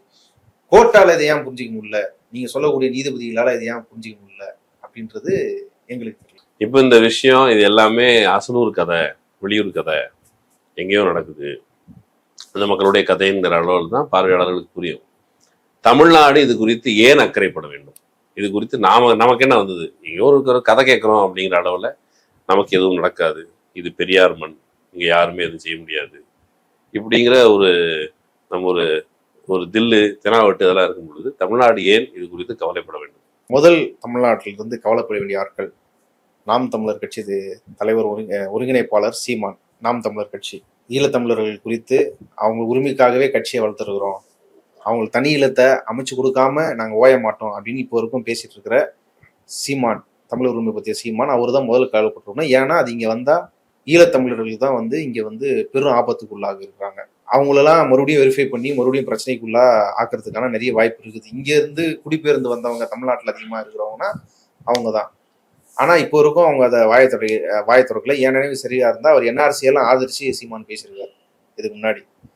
இங்கே தமிழ்நாட்டு முதல்வர் வந்து நெருப்போட விளையாடாதீங்க அப்படின்னு சொல்லி SIR அவர் அப்பயே எதிர்த்துருக்கிறாரு. அங்க இருக்கிற பார்ட்டிகளை வந்து அதை பயங்கரமா வெல்கம் பண்றாங்க, தேங்க்ஸ் சொல்றாங்க. இது RJD இருந்து பேசியிருக்காங்க, ML பேசியிருக்காங்க, எல்லாம் பேசியிருக்காங்க. எடப்பாடியை வந்து எல்லாருமே பாரபட்சம் இல்லாம நிதிஷ்குமார் கூட அவர் வந்து ஒரு சவாரி செய்யக்கூடிய குதிரை, இப்படிதான் சொன்ன, இந்த வார்த்தை தான் சொன்னாங்க. பாஜக சவாரி செய்யக்கூடிய தமிழ்நாட்டு குதிரை, அது தமிழ்நாட்டுக்குள்ள அவர் வந்தாருன்னா அந்த குதிரையை பயன்படுத்துவாங்க அப்படின்றதான் அவங்க சொல்ல வருது. ஸ்டாலின் அவர் வந்து எதிராக தான் போர்ட்ரேட் பண்ணப்பட்டிருக்கிறாரு. அதாவது இந்தியா கூட்டணி ஆதரிக்கிறவங்க ஆப்வியஸ்லி வந்து ஸ்டாலின் ஆதரிச்சிருப்பாங்க, எதிர்க்கிறவங்க இருக்கிறாங்கல்ல அவங்க இவரை பத்தி சொல்றது எப்படி இருக்குதுன்னா, அவர் வந்து விடாப்படியா இருக்கிறாப்புல. ஸோ இப்போ அவங்க வந்து மும்மொழி கொள்கையை ஆதரிக்கிற நபர்கள் இருந்தாங்கன்னா இது ரொம்ப நல்ல விஷயம், நாங்கள் வந்து பீகாரை வந்து இம்ப்ளிமெண்ட் பண்ண போகிறோம், இது எங்களோட பெருமை கிடையாது, இந்தியாவுக்கே பெருமை அப்படின்னு சொல்கிறாங்க. ஆனால் உங்கள் ஸ்டேட்டில் வந்து ஸ்டாலின் வந்து அதை விடவே மாட்டுறாரு, ஸ்டஃபாக இருக்கிறாங்க. அவர் எதிர்க்கிறது கூட இப்படி அவர் விடாபடியாக இருக்கிறாருன்றத சொல்லி தான் எதிர்க்கக்கூடிய ஒரு நிலைமை இருக்குது. இந்த திட்டத்திலேயே வந்து திமுக எதிர்ப்பாங்க. ஆராசா அவர்கள் பேசியிருக்கிறாரு, MP. அவர் என்ன சொல்லியிருக்காரு, வில் நாட் பர்மிட் தமிழ்நாடுன்றத அவரும் இது சொல்லியிருக்கிறாரு. முதல்வர் பேசியிருந்தாலும் சரி, ஆராசா பேசியிருந்தாலும் சரி, இது மக்கள்கிட்ட போய் மக்கள் கிட்ட இருந்தது ஒரு பிரச்சனை, இது வந்து ரொம்ப பெரிய பிரச்சனை, நம்ம எல்லாருமே பிரச்சனைக்குள்ளாயிருவோம் அப்படின்ற ஒரு விழிப்புணர்வை ஏற்படுத்தலைன்னா பாஜக இதை டிஃபீட் பண்றதுக்கான டைமை கொடுக்க மாட்டான். என்ன மாரி சேனல் எஞ்சிரோம்னா, இதை நீ வாபஸ் வாங்கலாம், எலெக்ஷன் நடத்த முடியாதுன்ற அளவுக்கு ஒரு ஒரு தலைவர் சவால் விட்டாருன்னா அதுக்கு பின்னாடி வர்றதுக்கு மக்கள் தயாரா இருக்கணும். அந்த அளவுக்கு ஒரு அவேரை வந்து தமிழ்நாட்டில் உருவாக்கி ஆகணும். ஏன்னா இதை அவன் இந்தியா முழுக்க செய்ய போறான். நீட் எப்படி அவன் கம்பல்சரின்னு சொல்லிட்ட பேர் தமிழ்நாடு எக்ஸப்ஷன் வாங்குறதுன்றது கஷ்டமா இருந்ததோ, அதை விட இது வந்து செக்யூரிட்டி சம்பந்தமான ஒரு பாலிசி, வாக்குரிமை சம்பந்தமான ஒரு பாலிசின்ற போது அதுல அவ்வளவு சீக்கிரத்துல வந்துட முடியாது. அப்போ அதுக்கு முன்னாடியே ரிசிஸ்ட் பண்ண வேண்டியது, அதுக்கு முன்னாடியே வந்து மக்களை தயார்படுத்த வேண்டியது இருக்குது. இப்போ எப்படி ஒரு தமிழ்நாடு பள்ளி கல்வித்துறைக்கான நிதி வரலன்ற போது அது தமிழ்நாடு மக்களை அதை ரிஃப்ளெக்ட் பண்றாங்களே, நீட்டு பிரச்சனை தமிழ்நாடு மக்களே ரிஃப்ளெக்ட் பண்றாங்களே. பாஜக அரசு யோசிக்கிறது, அங்க ஒரு மாதிரி பேசுறது, இங்க ஒரு மாதிரி பேசுறது, டைலமாவை பேசுறதுன்றதெல்லாம் அந்த மக்களோட குரல் மேல வர ஒரு அச்சம் தான். அப்படி ஒரு குரல் வந்து இங்க உருவாக்கப்படணும். இங்க இருக்க கட்சிகள், அரசியல் கட்சிகள் அது குறித்து பேசணும், ஆக்டிவிஸ்டுங்க அது குறித்து பேசணும், எல்லாருமே இன்டெலெக்சுவல்ஸ் எல்லாருமே இது குறித்து பேசணும். அப்படி ஒரு திட்டம், ஏன்னா நம்மளுக்கு 2026 சட்டமன்ற தேர்தல் வரப்போகுது. இப்ப அடுத்தது அவன் பீகாருக்கு அடுத்து வெஸ்ட் பெங்கால்ல அறிவிச்சிட்டான். அப்போ அது ஒரு மாநிலமா வரப்போகுது, இந்தியா முழுக்க கொண்டு வர இங்கேயும் வரப்போறாங்க. ஆமா, அப்படி ஒரு பிரச்சனை இருக்குது. அப்படி இருக்கும்போது அதுக்கு முன்கூட்டியே நம்ம தயார்படுத்தி வச்சிருக்க வேண்டிய அவசியம் இருக்குது. இங்க வந்து பாஜக பெரிய கட்சியா இல்லாம இருக்கலாம், பெரிய வாக்கு வங்கி இல்லாம இருக்கலாம். ஆனா இங்க அரசு துறைகள்ல நம்ம பல இடத்துல சொல்லியிருக்கணும், தமிழ்நாடு அரசை மீறி அரசு ஊழியர்கள் இருக்கிறாங்க, அரசு அதிகாரிகள் இருக்கிறாங்க, அவங்க நேரடியா RSS காரர்களா இருக்கிறாங்க, RSS ஆதரவாளர்களா இருக்கிறாங்க. அவங்களால RSS ஒரு திட்டத்தை வந்து ஃபேவரபிளா ஒரு இஷ்யூல நடத்த முடியுது. அப்படின்றதப்போ வந்து இந்த EROs, BLOs இவங்கெல்லாம் வந்து இந்த மாரி நபர்கள் அந்த இடத்துக்கு வராங்க. ஏன்னா அதுக்கான நபர்கள் இங்க அதிகார வட்டத்துல இருக்கிறாங்க. அவங்க வராங்கன்னா அவங்க ஒரு அரசுக்கு கட்டுப்பட்டு இதை செய்ய வேண்டிய, தமிழ்நாடு அரசுக்கு கட்டுப்பட்டு இதை செய்ய வேண்டிய அவசியம் கிடையாது. ஒரு கான்ஸ்டிடியூஷன் வந்து அவங்களுக்கு சுயேட்சையாங்கிறதுக்கான ஒரு அதிகாரத்தை வந்து கான்ஸ்டிடியூஷன் கொடுத்துருக்குது. அப்போ இது தமிழ்நாடு அரசு கட்டுப்படாத ஒரு விஷயமா, அவங்க அதிகாரத்துக்கு மீறின ஒரு விஷயமா மாறும்போது, அவனுக்கு அதிகாரத்துக்கு உட்பட்ட விஷயங்கள்லயே அவங்க இப்படி செயல்படும் போது அதிகாரத்துக்கு மீறின விஷயத்துல ஈஸியா வந்து தமிழ்நாடு இன்னும் வஞ்சிக்கிறதுக்கு, அவங்க ஓட்டை இன்னும் போலரைஸ் பண்றதுக்கு ஆனா எல்லா வாய்ப்புகளும் வந்து இங்க செய்வாங்கன்றதுதான் நம்மளுக்கு இருக்கிறது. தமிழ்நாடு அங்க ஒவ்வொரு மாநிலத்திலையும் வந்து அவங்க வந்து 2ஆம் தர குடிமக்களா ஒரு குரூப் உருவாக்கிட்டு இருக்காங்கன்னா, அவன் தமிழ்நாட்டையே நம்மளை அப்படிதான் செய்யணும்னு பார்ப்பான். இந்த புரிதல் இருந்தாலே போதும். ஏற்கனவே நமக்கு அவங்களுக்கும் வாய்க்கா தகராறு மாதிரி ஒரு புரிதல் இருக்குது. இதர மாநிலங்களை ஒப்பிடும் பொழுது பாஜகவை வெறுப்பதையே ஒரு பண்பாடாக கொண்டிருக்கிற ஒரு மாநிலம். ஆமா, இப்போ அந்த வந்து அவன் வந்து இதை வந்து அவ்வளவு பண்பாட்டை அவ்வளவு சீக்கிரத்துல மாத்திர முடியாது. அப்படி இருக்கும் பட்சத்துல இந்த விஷயத்த மற்ற மாநிலங்கள்லேருந்து ஆரம்பிச்சு அப்படி நம்ம கொண்டு வரும்போது மொத்த இந்தியாவுக்கும் ஒரு சட்டம் இருக்கும்போது உனக்கு மட்டும் என்ன தனி அப்படின்னு நம்மளை தள்ளுவாங்க, ப்ரெஷர் பண்ணுவாங்க. அதை நம்ம இப்போ இருந்தே இந்த வேலையை ஆரம்பிச்சு நம்ம மாநில முதல்வராகட்டும், நம்மள முக்கியமான தலைவர்களாகட்டும், அவங்க மற்ற மாநிலங்களுடன் பேசி இதை உடனடியாக எதிர்ப்பது, அதை நிறுத்துவது அப்படிங்கிறது தான் சரியான தீர்வாக இருக்க முடியும். சரி, இது ஒரு ஆபத்தான ஒரு திட்டம். பாஜக எப்படியாவது இந்த தேர்தல் ஜனநாயகத்தை ஒரு குழிக்குள் தள்ள பார்க்கிறது, ஜனநாயகத்தை குழி தோண்டி புதைக்க பார்க்கிறது. இதுக்கு வந்து துணை போவது தேர்தல் கமிஷன் அப்படிங்கிறத மிகப்பெரிய அவலம். இவர்கள் இந்த நாட்டிற்கு துரோகம் செய்கிறார்கள் அப்படின்னு ராகுல் காந்தி சொல்லியிருக்கிறார். கிட்டத்தட்ட நீங்க சொல்றதெல்லாம் பார்க்கும் பொழுது கல்வி அறிவு, படிப்பறிவு, அப்புறம் பொருளாதார தன்னிறைவு, இப்படி எதுவுமே இல்லாமல் ரொம்ப பின்தங்கிய மக்கள்கிட்ட வச்சு ஒரு பரிசோதனை களம். எப்படி இஸ்ரேலில் அங்கே குண்டுகளை பரிசோதனை பண்ணி, இஸ்ரேல் வந்து பாலஸ்தீனத்தில் காசால பரிசோதனை பண்ணி அதுக்கப்புறம் குண்டுகளை, வெடிமருந்துகளை, இதர உளவு கருவிகளை உலகம் முழுக்க விற்குதோ, அப்படி ஒரு பரிசோதனை கூடத்தை போல பீகாரை பயன்படுத்தி விட்டு நம்மிடம் வர காத்திருக்கிறார்கள் அப்படிங்கிற ஒரு அபாய மணி, எச்சரிக்கை மணி போலதான் இது தோணுது. தமிழ்நாட்டு மக்களை பார்க்கணும், கவனிக்கணும், தொடர்ந்து விவாதிக்கணும். உண்மையிலே சீரியஸான இஷ்யூல இருக்கிறாங்க. அந்த இஷ்யூ நம்மை வந்து சேருவதற்கு முன்னால் முதல்ல அந்த மக்களுக்கு நம்ம ஆதரவு கரம் நீட்டணும். நம்மை இந்த தீங்கு வந்து அண்டி விடாமல் எச்சரிக்கையோடு இருக்கணும், அரசியல் விழிப்புணர்வோடு இருக்கணும் அப்படிங்கிறதுதான் இந்த உரையாடல் வந்து நான் பெற்றுக்கொண்ட செய்தி. அதே மக்களும் பரப்புவாங்க, எடுத்துப்பாங்க அப்படின்னு நம்புறோம். இன்னொரு வாய்ப்பில் நம்ம சந்திச்சு பேசலாம். ரொம்ப நன்றி. நன்றி நண்பர்களே, இன்னொரு வாய்ப்பில் சந்திக்கலாம். நன்றி.